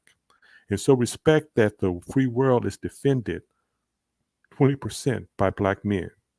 And respect when you come over here and understand that the opportunities that you will have, the doors were opened up by blood. And Right. so we respect all of that. So, and you're doing a great job. I'm so glad that you showed that history, because people think that they can just walk into these universities today like they've always been open. A lot of people No. from these countries, from different Asian countries, were never considered white. They couldn't go to these places. They would have been brutalized. No. And right now, because of our ancestors, they have opportunities that that other people have now. But see, this is the thing, though. A lot of people stayed away when they saw the brutality that Black people that were born here going through. A lot of people stayed away. And then when things start to get better and we start to create the laws and change the laws, you got to remember we had Brown versus Board of Education with Thurgood Marshall. All those things were major laws that were laid down that made it possible for our people to be able to go to any school we wanted to go to, right? And on top of that, when other immigrant groups came over here, they got the benefits from what was laid down. So I gotta keep this in mind. A lot of folks either were not able to come over or either didn't want to come over. And this is the thing. One of the reasons why, this is part of one of the things that people don't realize, ladies and gentlemen, and that is one of the reasons why a lot of immigrant groups, particularly Black immigrant groups, began wanting to come to America, not only because they wanted opportunity, but that opportunity was because they were watching what Black Americans were doing. They were inspired by seeing what we were doing, and they were looking at their situation in their country where they were at, where they were not able to get things going, that they were struggling. And they figured, shit, look, Black folks are doing pretty good over there in comparison to me. Well, shit, let me get over there. And what allowed them to get over here was the laws that we passed, that we pushed forward, that made it possible for those gateways to be open. So a lot of these folks came over here when a lot of these immigrant groups came over here, they didn't come over here and walk into Jim Crow the way our ancestors did. They didn't have to worry about getting hung by trees, because by the time they got over here, we had fought to stop some of those things, right? Even though they come up with an anti-lynching bill today and think they're doing something, a bill that should have been passed years ago and years and decades ago. My brother Ray Alexander, let's just keep that in perspective here as I bring it back over with the time that we have left in the program. But Ray, I'm gonna do this right now because I think it's most important to do this. I got a special guest coming on, ladies and gentlemen. Y'all know who this person is, so I want y'all to listen to what he's saying, because Ray, everything he's saying is truth spoken with lightning and a pen from God. Everything that this brother is going to say is the truth, is the facts. Let me say peace to Jay Shine, who's out there in the chat room. Good to see you. He's a supporter of this program financially, okay, to keep this thing going over here. Let's give that brother a lot of respect. He's a mod in the chat room. Everybody make sure that you give Jay Shine some respect there. We've got Indian Exposed Investigation. We got G-Force is in the house. Everybody that's coming in, I really appreciate you for coming in. But what I'm saying, Ray, let me just say this before I go to this most powerful speaker right now. Okay. Ray, we know that there's these differences. We have these tribal differences between FBA, ADOS, who's an immigrant, who's not an immigrant, and all of that. But Ray, at the end of the day, can we make the argument no matter where black people live and no matter where we come from in the world, either we from here or not, they're trying to gentrify black people wherever we are. Now, let me put this back up here to set the stage for what we're talking about here, Ray. We forgot to put this one up again. 29% of Miami's black population, ladies and gentlemen, lives in poverty. And furthermore, the mostly black neighborhoods like Little Haiti, not Havana, Little Haiti, and Overtown, which is a very sort of a famous black community within Florida that's very well known, like Overtown, and Liberty City as well. And modern cities all have poverty rates in excess of 40%. Ray, do you hear what I'm saying, Ray? I'm hearing what you're saying, brother. I'm hearing you. So this is what I got to ask you before I go to this most powerful speaker. Earl Owens, who left me this message again, he said, if they do reverse migration and leave a place like Miami, black people, are they going to get access to training where they are going? And if they are veterans, there is a tech training available through the VA. Now, if you're a veteran and you can prove that you're a veteran, you can get all kind of services, or you're supposed to through the VA, or on. So that's a very good question. But Ray, with that being the outlook for black people who live in Overtown, Little Haiti, Liberty City, model cities, all of these are impoverished at the rate of 40%. Once again, Ray, before I bring this powerful speaker in, how would black people leaving Miami, Florida, be able to flourish from that situation if they were just to leave a state or a particular city in a state that seems to be very Latin dominated? And the Latin community, now this is what I'm going to say here too, Ray. I don't really begrudge the Latino people for doing what they're doing. You know why, Ray? Ladies and gentlemen, listen to what I'm saying is very compelling. Because they're doing what we're supposed to be doing. They're taking care of their own behinds. They're taking care of their own people. They're being first for their people. They're being on code with their people. They're being about their people. They're doing everything that black people in America should be doing, but we keep trying to be friends with everybody. We keep trying to put ourselves in this word called people of color. I got a problem with that word, people of color. I'm not a people of color. They're not calling themselves people of color. Matter of fact, Latinos, they don't even like what I'm saying right now because they'll say, wait a minute, I'm not Latino. I'm not Latin. That's a language. I'm Mexican. I'm Puerto Rican. I'm Nicaraguan. I'm South American. I'm Brazilian. They don't like when you try to box them in. But black people, we seem to want to box ourselves in. You hear what I'm saying, Ray? I hear what you're saying, brother. I hear what you're saying. And the thing is, if they're going to be allies with us, we look at brothers from sisters from Ethiopia and Eritrea that flourish in Washington, D.C. We have brothers and sisters from all over the world that are flourishing in Atlanta. You have, brothers from Jamaica. You have brothers from Haiti. You have brothers from the Caribbean. You have brothers from Africa flourishing in Black-dominated cities in the 9 states that we're talking about. Brothers and sisters from all over the world are welcomed at all of the historically Black colleges and universities. And so they can come there, get their skill sets, and be allies. And because the stronger we are here, the better they are there. We still, as the 40 plus million Black Americans here, are the most politically powerful, are the most politically powerful group of Blacks in the world. We still are the most financially well-off group of Blacks in the world. And so what happens is that whatever's going down, then you need, our votes in Congress. You may not think it means anything, but when they put that $48 billion together that went to help Ukraine, those were Black representatives that voted that in as well.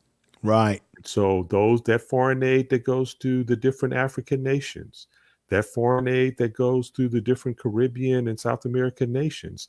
When Donald Trump was in office, he took off all of those protected status for Haiti, for Liberia, for all these people. And it was the Congressional Black Caucus, who we call not progressive, that stood up to Donald Trump and said, keep those doors open, let those people come in. They had a program under Bill Clinton called the wet foot, dry foot. If a Cuban was in a boat getting to Miami and he touched on Miami Beach shores or Florida shores, he would be welcome in. If it was a Haitian, they turned him back and sent him back to Haiti. Jesse Jackson, what was that group called? The different Black lobbying groups stood against that. So the people need to understand that when you stand with Black Americans and you support us, we stand up for you. Many times we've stood up for people at the expense of our own. And now brothers and sisters are standing up for themselves. So we want to see Haiti become a prosperous nation. We want to see the African nations do well. But you come over here and be allies with us. Stop because you are being abused. Africa is being abused by not only Europe now, they're neo-colonials and Europeans, but China is coming over there, taking advantage of Africa. Yes. Different Caribbean nations. Jamaica owes $800 million to China based on a freeway that they built to them that's already fallen apart. And they still have debt to pay to China on that. So be respectful of what we're doing, because now we don't know what's happening in the next elections, but usually when there's a liberal that's been in office, an ultra conservative will come behind him. So the things that they're talking about now, those doors Donald Trump was attempting to close doors like you won't believe. If you get a conservative Congress in there, and if the Senate flips Republican, they can close some doors like you wouldn't believe. And if Donald Trump wins in 2024, it would be a madhouse. And so ally with the people that have stood up for you, because there are communities throughout the world. The Ukraine war has interrupted African food and grain access by 40%. Ukraine was responsible for 40% of the grains that fed people throughout Africa. And now that has been threatened. And you have Black men who are negotiating to get that grain to them. You have Black men who are in the U.S. Agency for International Development. There will be 20% of those military men that will be going into these places to establish water sustainability, that will be putting food aid and medical aid. They will be going into those things. And those are these brothers and sisters that everybody want to talk bad about from these cities, from these inner cities. that went to these schools and had less opportunity, but they still served this country. So respect that. And you mentioned that you had some additional film that you want to go ahead and show up. What I want to do, Ray, to kind of bring this all together is let me just read a couple of sliders here.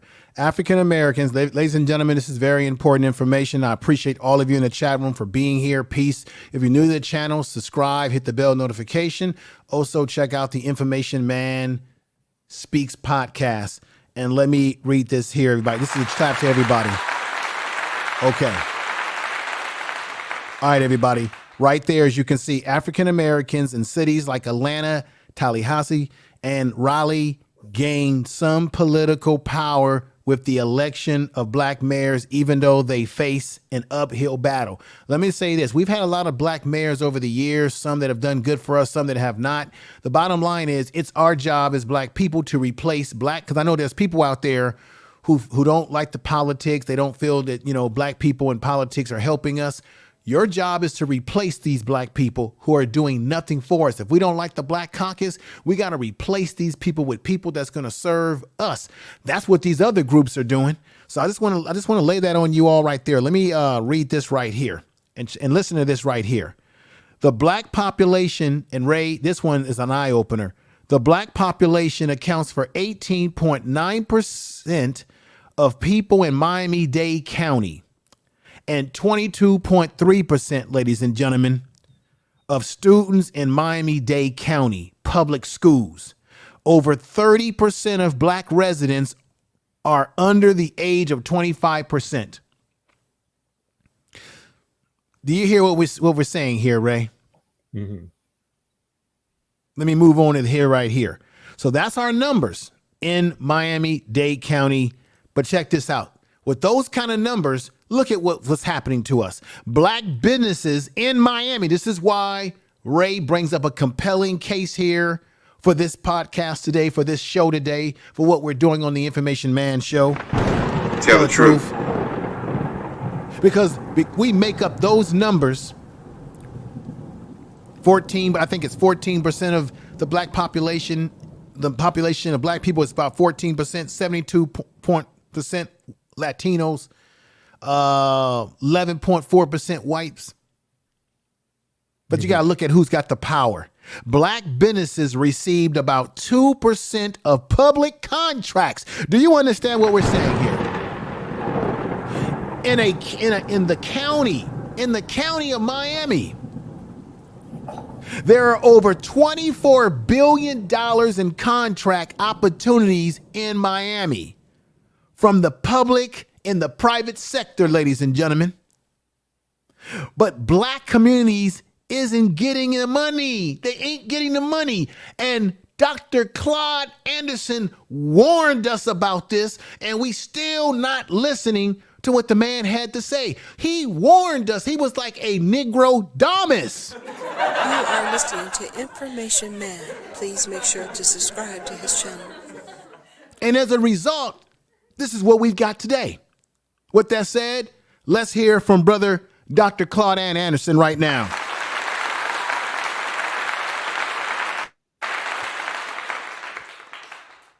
Came in this country, every immigrant got 650 acres of land when they got here. They got 150 acres for every slave they owned. They took up almost 2 billion acres of land and that black folk never got. They started displacing blacks in space. The same thing has been occurring in the 50s. For instance, in Florida, the Cubans came in. Cubans now dominate Miami. They own and control Miami. They also took in Miami, we had black cities and space in Miami and Florida that immigrants took over Overtown. They took over Liberty City. They took over Richmond Heights. They took over Coconut Grove, displaced blacks in all those respects. I go to California. Immigrants took over California from black folk. They took over Liberty. They took over Inglewood. They took over Compton. They took over Watts. They took over Central City. Now they're gentrifying all over America, displacing blacks in space. All the major cities in the United States that used to be black dominated, major urban areas, are going to be subjected to gentrification.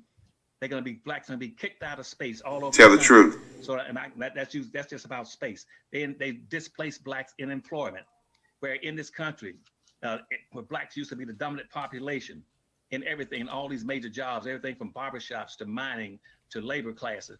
They displaced blacks out of all those jobs, and they brought in immigrants, and immigrants displaced blacks. I don't want to get into all the particulars of it, but just like also in economics. Let me give you the statistics so you can tell our people to remember this. In economics, for every 10% increase in the number of immigrants entering this nation, the annual income of Black Americans will be reduced by 0.3%.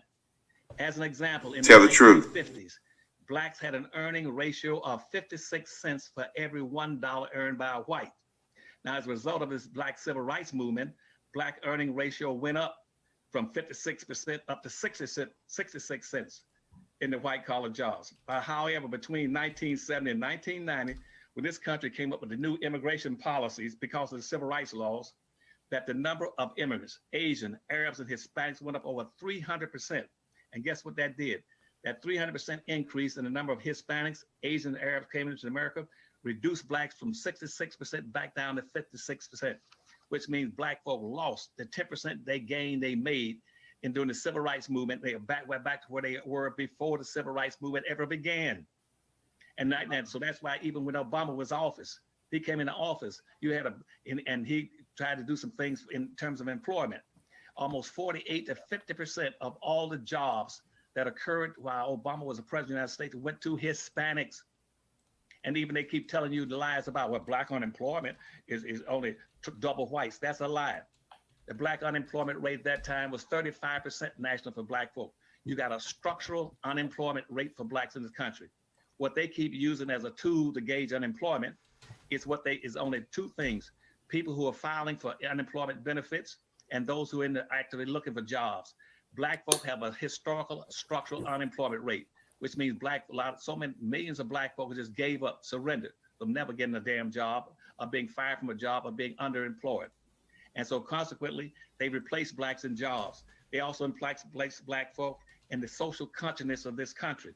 Nobody talks about Blacks anymore. They talk only about Arabs, Asian, Hispanics. And I'm going to stop there. But even the affirmative action program I wrote in 1970, the 1970 affirmative action plan I wrote, which was the second affirmative action plan in the entire United States. I didn't write that affirmative action plan for minorities and poor folk and people of color, Arabs, Asian, Hispanics, and handicapped and poor people. I wrote it for Black folk. But guess what? As a result of it, that almost 80% of all the resources going through the affirmative action program went to Hispanics and Arabs. That in the 8A set-aside program, that's almost 100% Asians. And in the typical affirmative action program across America, white women pick up 78% of all the contracts for services and goods, like in Texas, and Hispanics get about 27%, and Blacks get 9/10 of one. Tell the truth. If they got language that's different from English, they get another point. Now they got 2 points over Black folk on getting things in this country. The Hispanic cause of their language. If they got language that's different from English, they get another point. Now they got 2 points over Black folk on getting things in this country. The Hispanics go down right now, just picked up another 24 radio stations. We're in the Black race. Black folk fought all like hell to get radio stations. I put up the first Black radio station in Florida at WOWD in Tallahassee, Florida, after fighting for it. And because there was no Black radio in the entire damn state. It cost me time and energy fighting to get that radio station. And now we only got about 100, a little about close to 100 stations in the United States. And that's out of 12,000 radio stations. 12,000, and Black folk got about 100 because of their language. Ladies and gentlemen, that you just hear what the great Dr. Claude Anderson just said. In Florida, if you speak Spanish, they're getting all the radio station frequencies. They're getting all nabbed up. Black people have been fighting for radio programs and have had things taken away. They've had things blighted, places that we live.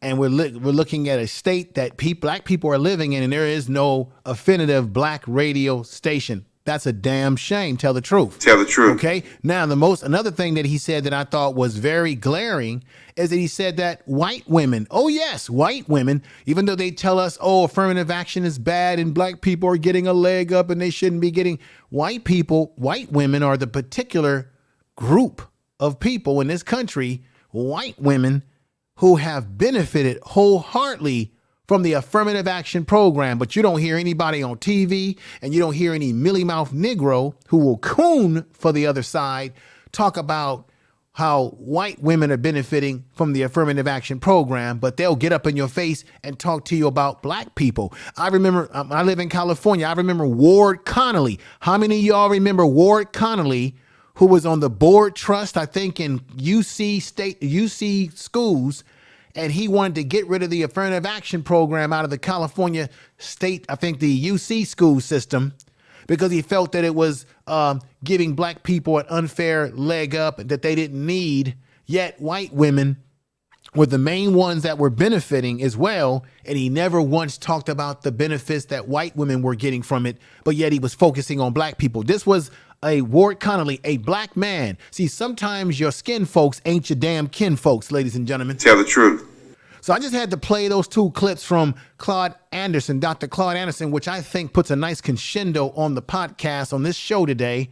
But before we end everything, I want Ray Alexander to summarize everything up as to, once again, why black people living in a place like Miami, Florida, should really consider going to places where black people have a little bit better political power, where we're not being where we're not dominated by a larger number, because Florida Latinos, I'm sorry folks, y'all like to go there on vacation, you like to go to Disneyland or Disney World, you like to go there on the beaches, we like to go there and celebrate spring break and all of that. Why are we doing that? We're giving, think about it, we're giving a city money when we go there on vacation, when we go there for spring break. We're giving them money in a city that the money is not even benefiting the black people that live there when we go there and visit. I mean, tell the truth. Tell the truth. Ray, I want you to sum it up, brother, this whole particular content today, this video today, because there's always going to be somebody out there saying, well, why should they move? Listen again, black people are not benefiting in Miami, at least the ones that are poor. Now, there may be black people who are middle class, upper middle class, that are rich. Yeah, they're living good, but the majority not. And they're being engulfed by language barriers down there and other Latin groups that are unifying and working together and don't give a damn about black folks. Go ahead, Ray. Thank you on that, brother. You did another excellent show. The reality is about power. You have to have political power to protect your economic powers, and in many ways to establish and grow your economic power. Yes. When you are outnumbered in states where the people's interests are just so different from your own, and they have, you're not going to prosper.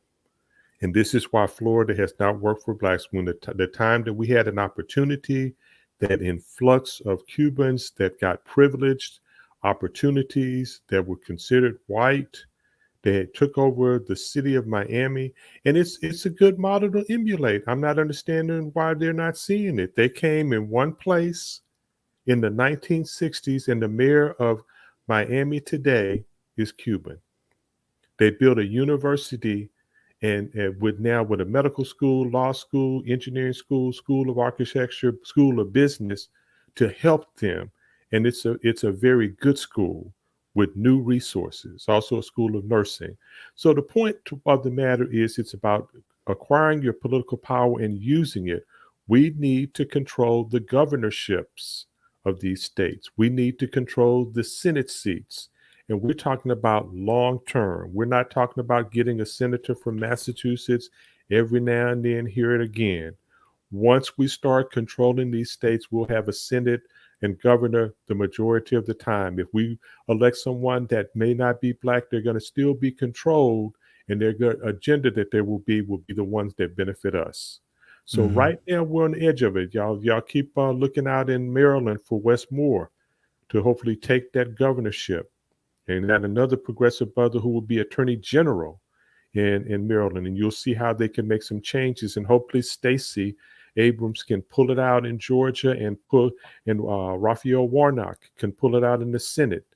Stacey for governor. And even if you don't like their politics, the things that Stacey would do to increase the starting salary of Georgia teachers to $50,000 a year is impressive. To stop spending all that money on prisons and put them in schools, to start doing the things in healthcare to help people live better. It's been a lot of neglect. Georgia's a very progressive, it's a very rich state in many ways, but the money is not spent on the people who need it. And so that's one thing that she could do. But what you summarized is the importance of being aware of your surroundings. Right now, it's clear that the Miami model that has overtaken Florida, Marco Rubio is Cuban, and they are disproportionately in power outside of Miami. Right. Texas is right now, the state of Texas is 52% minority. Right. 39% Hispanic and 14% Black, but they're not working together. You have a Republican governor. It's a red state. Right. And DeSantis, if I'm not mistaken, he is of the same ilk. I think he's Cuban or he's Latino. So they've got it. They got it politically locked up down there. Ray, let me just say one thing here, because you had sent this information to me too. Let me correct something. The middle class is leaving Miami, ladies and gentlemen. The black middle class, that which of it in Miami is leaving, which is causing what I had said earlier, what we said earlier, a brain drain. So you have some of your most intelligent, well-educated, well-skilled black people who themselves are leaving, which is causing the brain drain of African Americans have developed alongside a continuing growth of Miami, a continuing growth of black diasporan communities facing their own interracial challenges, living in the metro area with a history of ethnic tension. We know what that's about. Black Americans, Caribbeans, Haitians, there's all this tension between all these groups. See, we're fighting each other while other groups who don't give a damn about us are grabbing the bag, folks. Tell the truth. Check this out. History, ethnic tension in the United States, immigration policies that have primarily benefited Cuban Americans. However, black ethnic enclaves in places like Little Haiti and Landon Hill, aka Jamaican Hill, serve as a bomb against the gentrification, displacing African Americans and those from the Bahamas, those that are descendants of those that came from the Bahamas, blacks from historical communities like West Coconut, which is exactly what Dr. Claudine Anderson said, West Grove, Overtown, Liberty City. Okay, y'all? Moreover, the city history of police brutality that has increased, voter suppression, which is why I put that black man on that thumbnail saying, let my people vote, voter suppression, health disparities. This is reasons why if you ask anybody comes to this video and leaves me a goofy message saying, well, why should they leave? These are the reasons why, fool. Racial tension,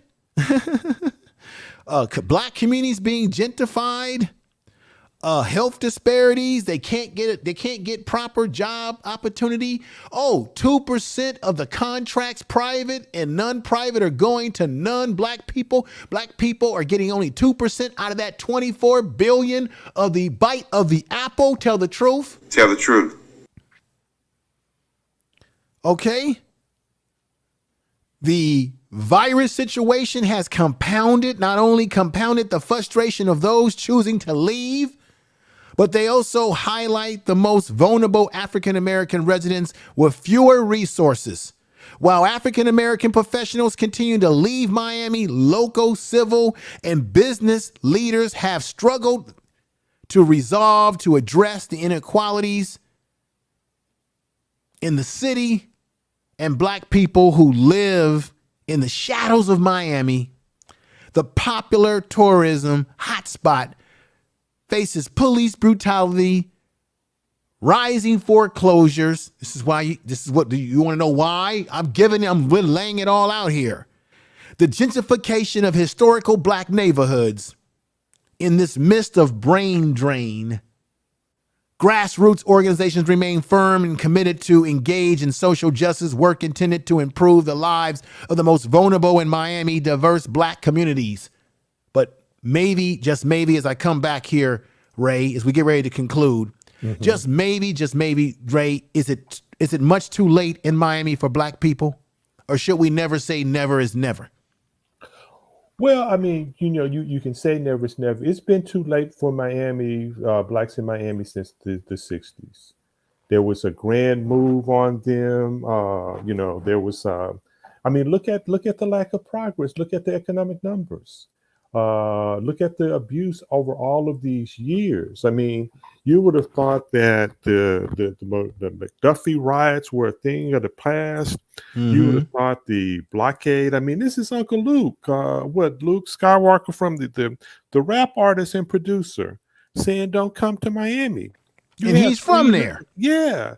You have 300,000 people that came there spending money. They say, "I don't want your money." Sitting up here harassing and don't bring your money to them. Organize yourself in that and invest in yourself. Vacation where you're respected, because that's a lot of money. I don't know. But the point of the matter is it's about power now, and we're more sophisticated now. We need to be strategic in how we use when we get control of those states. Right. Just like these small white states like Wyoming, Alaska is a big state, but it's a small population, about 800,000 people. They're not worried about what's going down. They got their political power.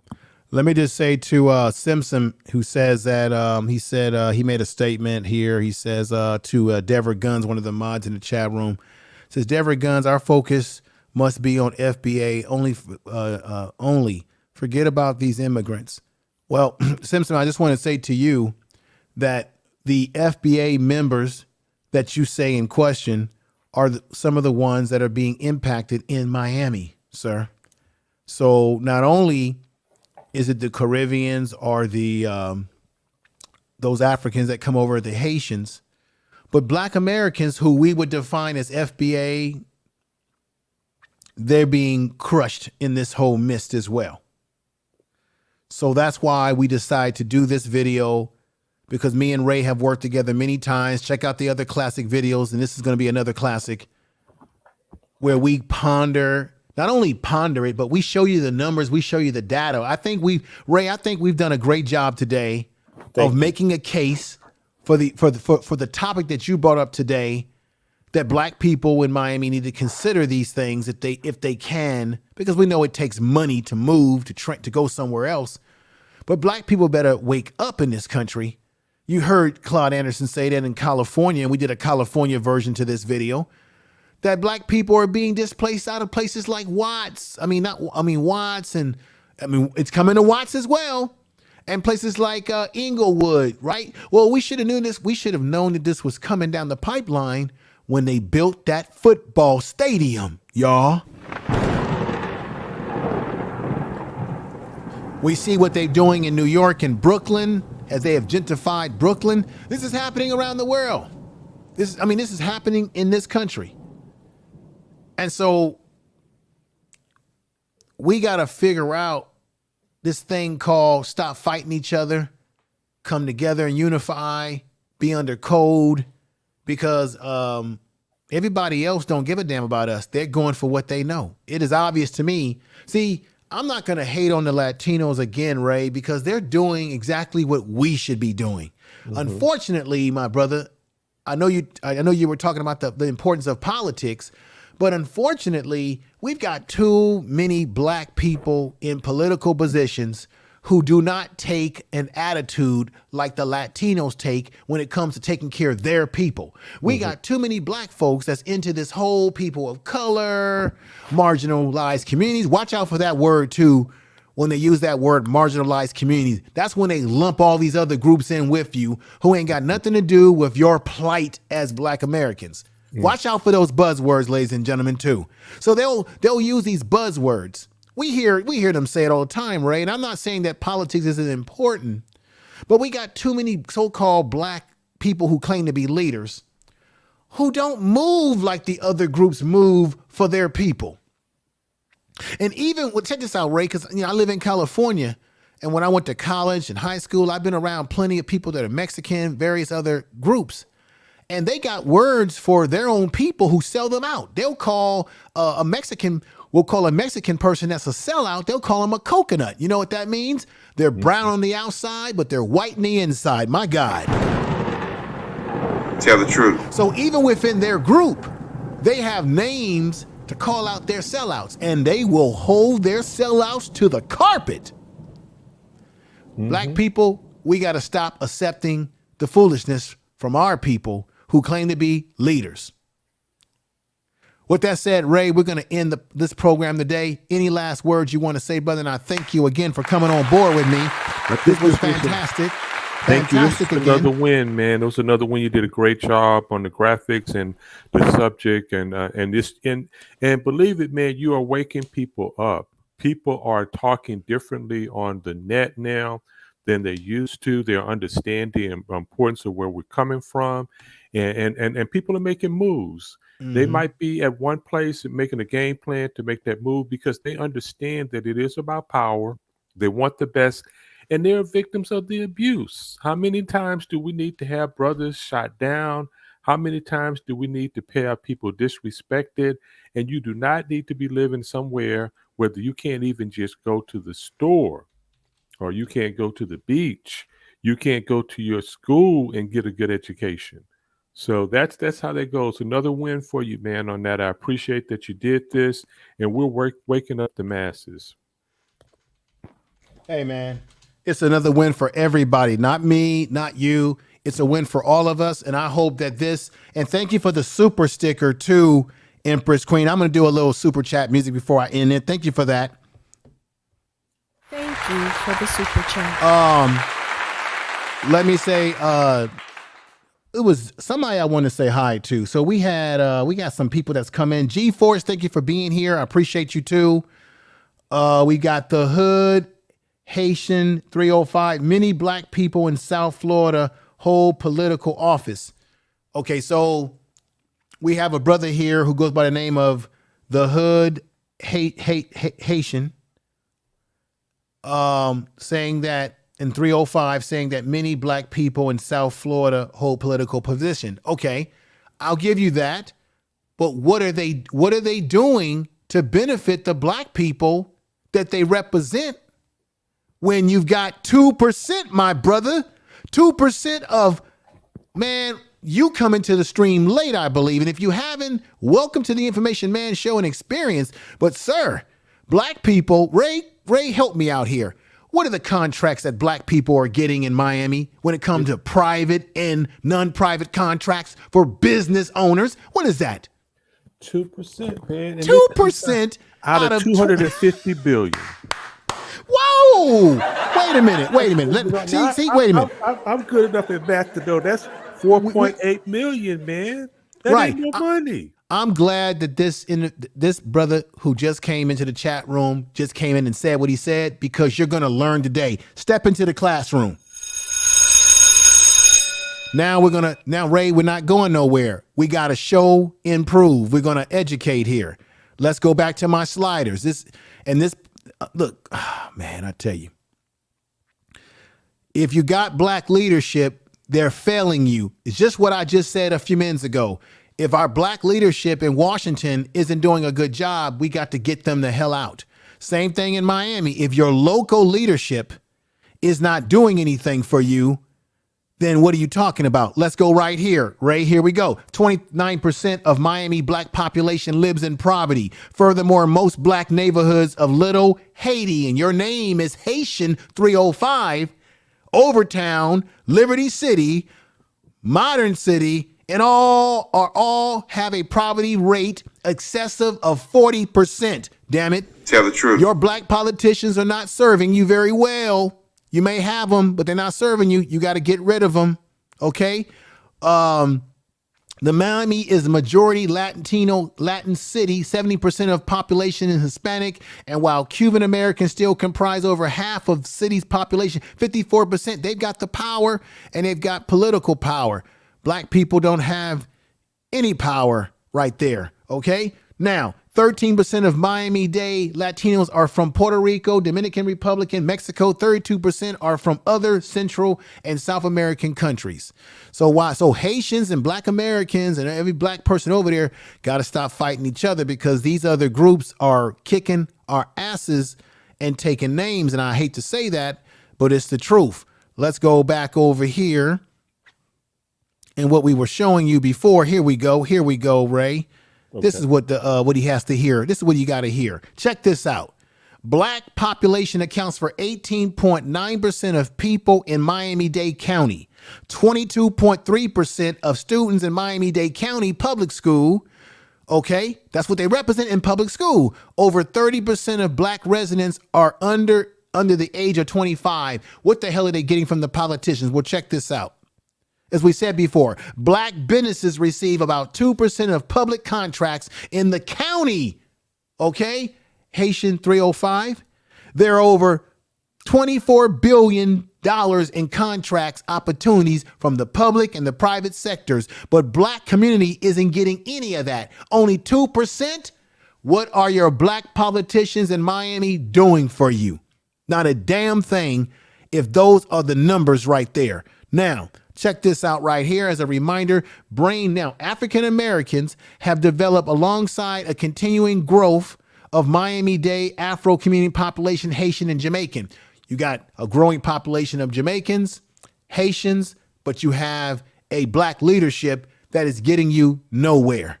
They're not doing anything. So you should get them out of the paint, meaning get rid of them. They're not serving you. They're not helping you. Okay, let me put this up here again. This is a summary. On August 20th, 2020, the Miami Herald featured an article titled "A History of Broken Promises. Miami Remains Separate and Unequal for Black Residents." This is a fact. If you're from Miami, you know damn well this is what's true, what I'm talking about. Black Caribbeans and Black Latino communities deal with discrimination similar to that of African Americans, which we've been dealing with before y'all even got over here, okay? We made the laws that made it possible for you to get over here, highlighting that race appears to trump ethnicity when it comes to predicting wealth. So if you're a black person, you stand a higher chance of not gaining wealth if you're operating in this type of system and you have no education, no job opportunity, and they don't have great opportunity over in there.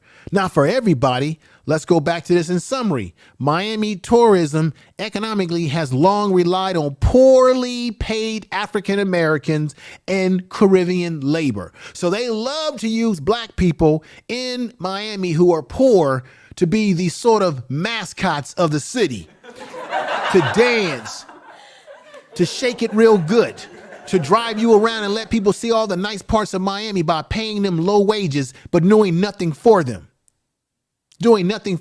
But yet black people in Miami are paying tax dollars, but not reaping any benefits from it. That means that you got a poor leadership. You got a poor mayorship, and you got poor white Latin leadership that don't give a damn about you. And the black politicians that you have either don't have the power to help you or don't give a damn about you either, because they're too busy on the take themselves. Tell the truth. Allegedly. Once again, blacks who have left Miami. Let me go back into here. I want to go back into my other sliders because the brother or sister needs to understand these facts today. Right here, another summary. South Florida economically is growing with new jobs, steadily higher incomes. A large segment of the black community has not shared in those benefits at high rates of poverty and unemployment. I'm going to end it right there. Anything else you want to add as we take people to school here? You did an excellent job of taking them to the woodshed and letting them understand what's going on. There's going to be some resistance, but we had the facts. So we're not going to deal with the emotions of people who are blaming victims. And the people that remain there will be further victims. That's it. I mean, you need to have political power. So just like as more people leave and those people who are from these these black immigrants from foreign countries, some of them are comfortable being third class and fourth class citizens in Miami. If that's what they're comfortable with, that might be it. But we want to be first class citizens. Our ancestors worked for us to be first class citizens, and we're going to work to achieve that. And we need political power at the state level to do that and the congressional level. And we're working toward those goals. Right. And let's leave with this too, to further add more punch to it all. Black Miamians have not overcome the barriers of living in the city without the vibrant black political class. Miami has never, I didn't even know this, Ray. I mean, well, I've never seen it, but it really hit me when I read this, that Miami has never elected a black mayor. So you all have not even had, you guys have not had the power to elect a black mayor. And the probability is really slim if they'll ever get that. Right. And how many of those black leaders that the hood Haitian 305 state, and I'm not trying to be nasty towards the hood Haitian. Welcome to the channel. On this channel, though, we teach, we learn together, we grow together. This is not a hoodlum channel over here. Now on YouTube, you can find a lot of channels where black people are on panels and black people are talking about absolutely nothing. That can nothing, just talking. Over here, you're going to learn something that you can take back and build off of. And the bottom line is, even with the black leaders that you have in Miami that you speak of, brother or sister or brother, how many of them are in a position to run for mayor, and how many of them will be able to run for mayor when you have a city that's dominated by Latino, Cuban, Puerto Rican, Nicaragua, Brazilian, Mexican interests? Are you really going to be able to dominate that? Just think about that. Just put that, because they're the population. They're at 72% of the population. You think they're going to vote for people that look like us? They're going to do exactly what we should be doing. They're going to take care of their own people and damn the rest of us. Tell the truth. All right. All right, Ray. Thank you for coming on board with me, brother.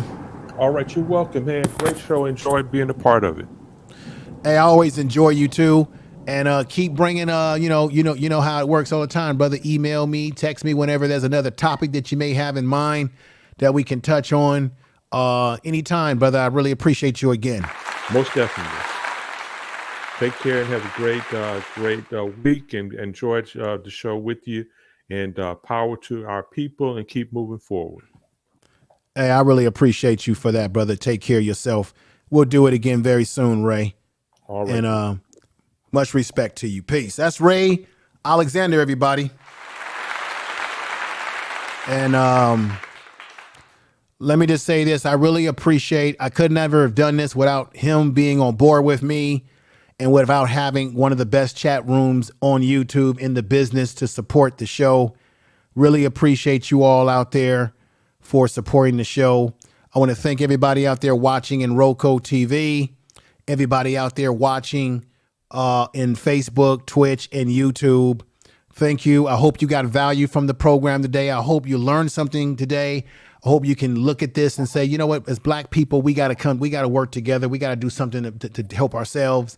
We got to get rid of the black politicians that do nothing for us. That's first of all. And we have to understand that other groups are already on code with each other. So what are we doing? We got to get on code. Definitively reality. I played Dr.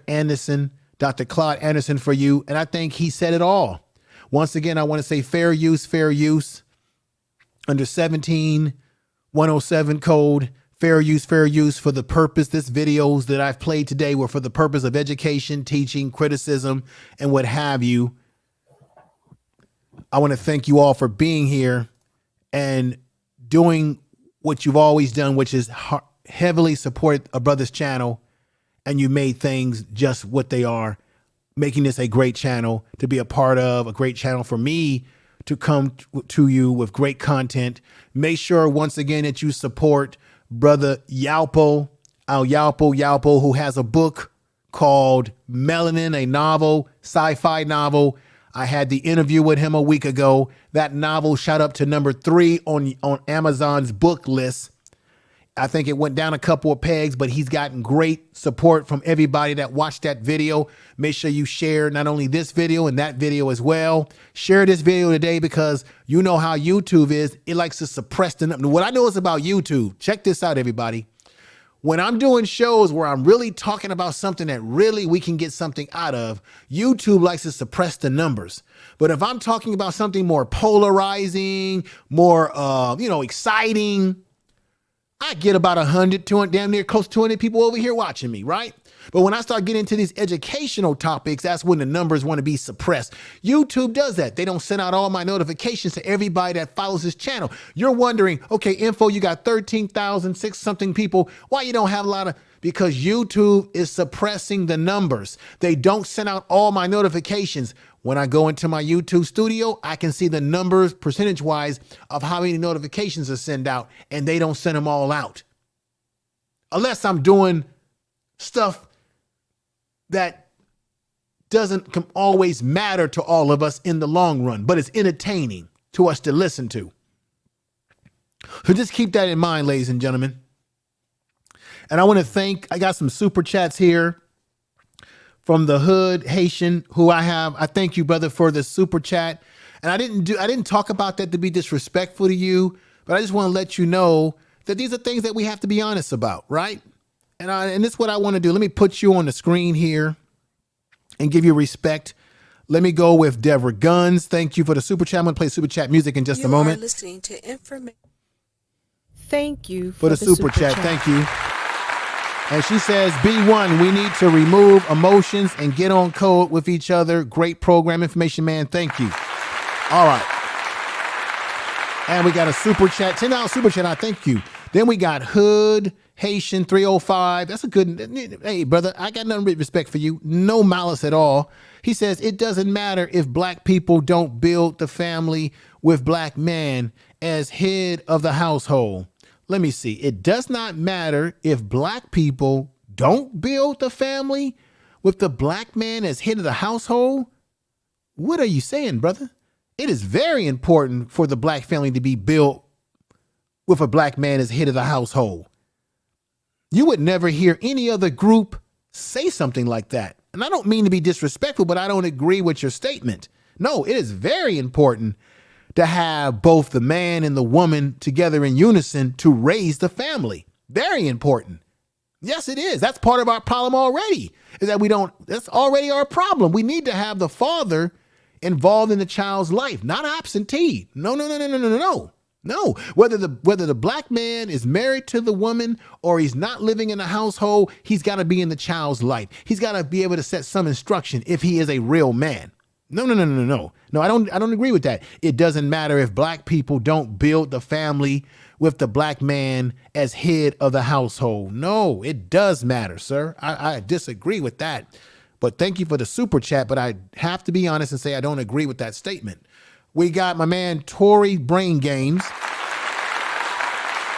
Thank you for coming over. Thank you for the super chat, though, my brother. I'm not trying to negate, I'm not trying to be disrespectful, but I don't agree with that statement. I got to be honest. And Jay Shine sent me a $50 super chat. And I don't want to be disrespectful. He's my benefactor here, as well as $10 from super sticker from the Empress Goddess. Make sure you check out her channel. She has a channel as well. Check it out. And then let me go up here because I missed a couple of super chats, and I feel bad about that. I don't want to be disrespectful. And we got my man Jay Shine. Yes. He says, great conversation. Keep up the good work, fam. Hey, thank you very much for the super chat. I love that. Thank you. And I don't know where Brother Keith Western is, but I want to thank him because he gave me $100 Cash App on my podcast channel, and I didn't get a chance to personally say peace and respect to him and thank you for that. But if you're listening or you listen to this on the replay, thank you for that $100 Cash App. Just a couple of days ago, brother. Thank you very much. So with that said, ladies and gentlemen, let's go for some super chat music and fanfare for a moment right now. Here we go.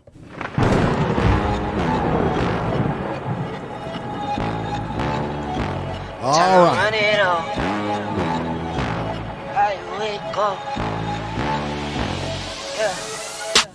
I wake up, flex, I'm down now, check, no drip, this wet, tell 'em run it up, no sleep, no rest, might crash, might wreck, but first I stretch, tell 'em run it up, I wake up, flex, I'm down now, check, no drip, this wet, tell 'em run it up, no sleep, no rest, might crash, might wreck, but first I stretch, tell 'em run it up. 9 out of 10, roll through my hands, I'm by my lonely. Turned to a savage, now my baby wants to hold me. I love my fans, don't need no friends, I got my homies. Thought I could trust you, I find out you tried to zone me. I'm number one up on that court, I'm Nick McGrady. The first one in, the last one out, can't call me lazy. Put in my hours, send the invoice and they pay me. I need 6 rings like MJ and Tom Brady. I wake up, flex, thumb down now, check, no drip, this wet, tell 'em run it up, no sleep, no rest, might crash, might wreck, but first I stretch, tell 'em run it up. I wake up, flex, thumb down now, check, no drip, this wet, tell 'em run it up, no sleep, no rest, might crash, might wreck, but first I... All right, ladies and gentlemen, thank you, thank you, thank you. And once again, for the purpose of the situation, I'm part of the BS3 network.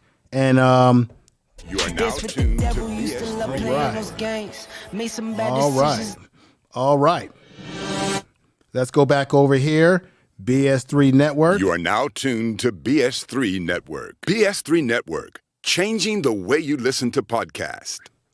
All right, everybody, I thank you for being here. But before I go, I must do this commercial, very important. For those of you who like the TV show Atlanta, this is the final season of the show, and it comes on FX on Thursdays. You don't want to miss it. Catch every episode if possible. And here we go, ladies and gentlemen. Here we go. And here we go. This episode is sponsored by FX's Atlanta. FX's Atlanta returns for its final season.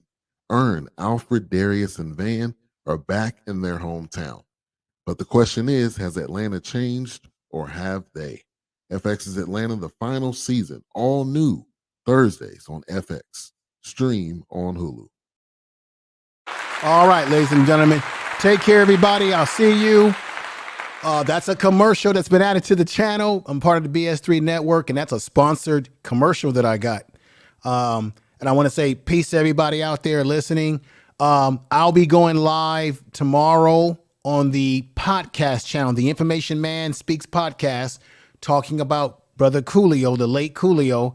And I'm going to talk about some things different from most people, because I'm going to talk to you about why this might have happened to him. There's some things about his health that you may not have known. And there's some things about the brother that I think is fascinating.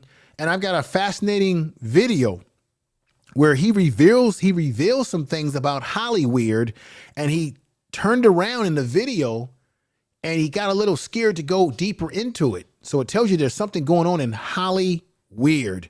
That's the truth. Tell the truth. So with that said, everybody, you take care. I'll be back with more program very soon.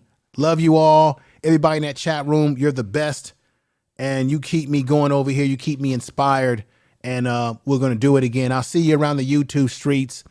And come on over to check out the Information Man Speaks podcast tomorrow. Subscribe to that channel if you have not. If you're coming over here and you're new to this channel, go over there and hit that bell notification. Check out the Information Man Speaks podcast, because I'm giving you great content over there during the week more frequently than even this channel. And that channel is growing. So with that said, everybody, take care. Much love. Peace.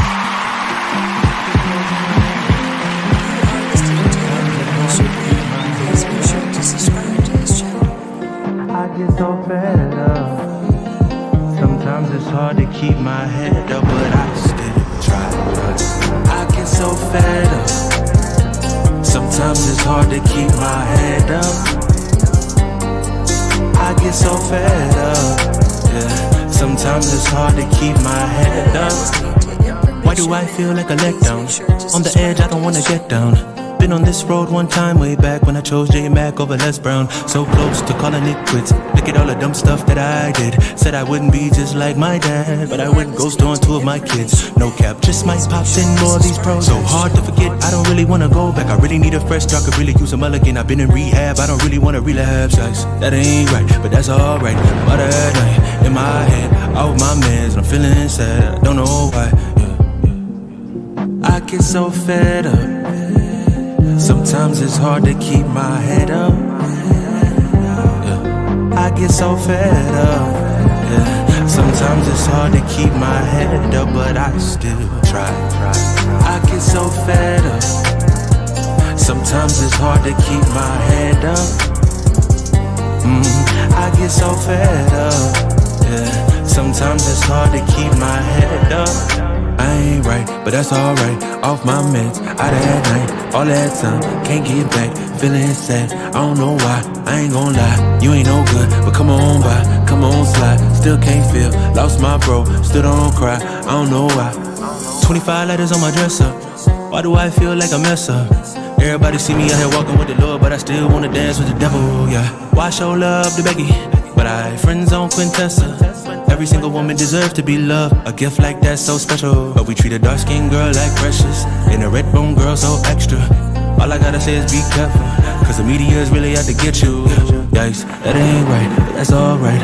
Out at night, in my head, off my meds, feeling sad, and I don't know why. I get so fed up. Sometimes it's hard to keep my I get so fed up. Sometimes it's hard to keep my head up. I get so fed up. Sometimes it's hard to keep my head up. I get so fed up. Sometimes it's hard to keep my head up. I ain't right, but that's alright. Off my meds, out of that night, all that time, can't get back, feeling sad. I don't know why, I ain't gon' lie. You ain't no good, but come on by, come on slide.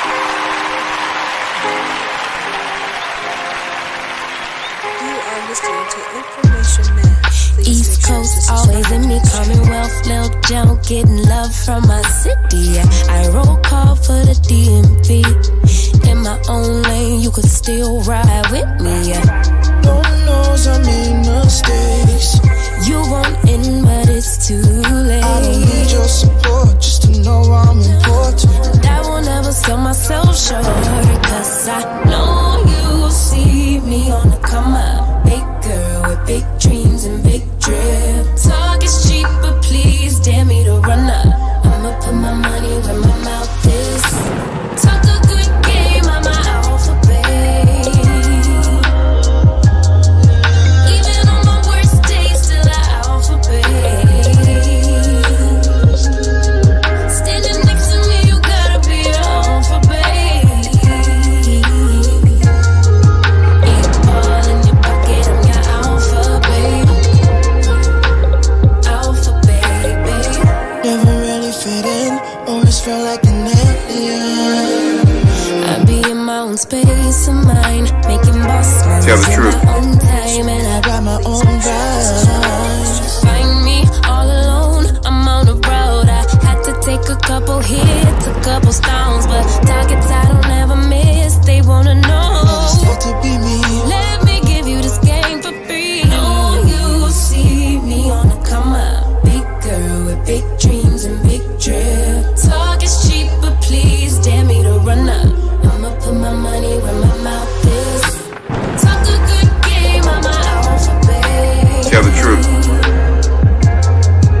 Even on my worst days, still an alphabet. Make sure to subscribe to this channel. Standing next to me, you gotta be an alphabet. 8 ball in your pocket, I'm your alphabet. Yeah, alphabet.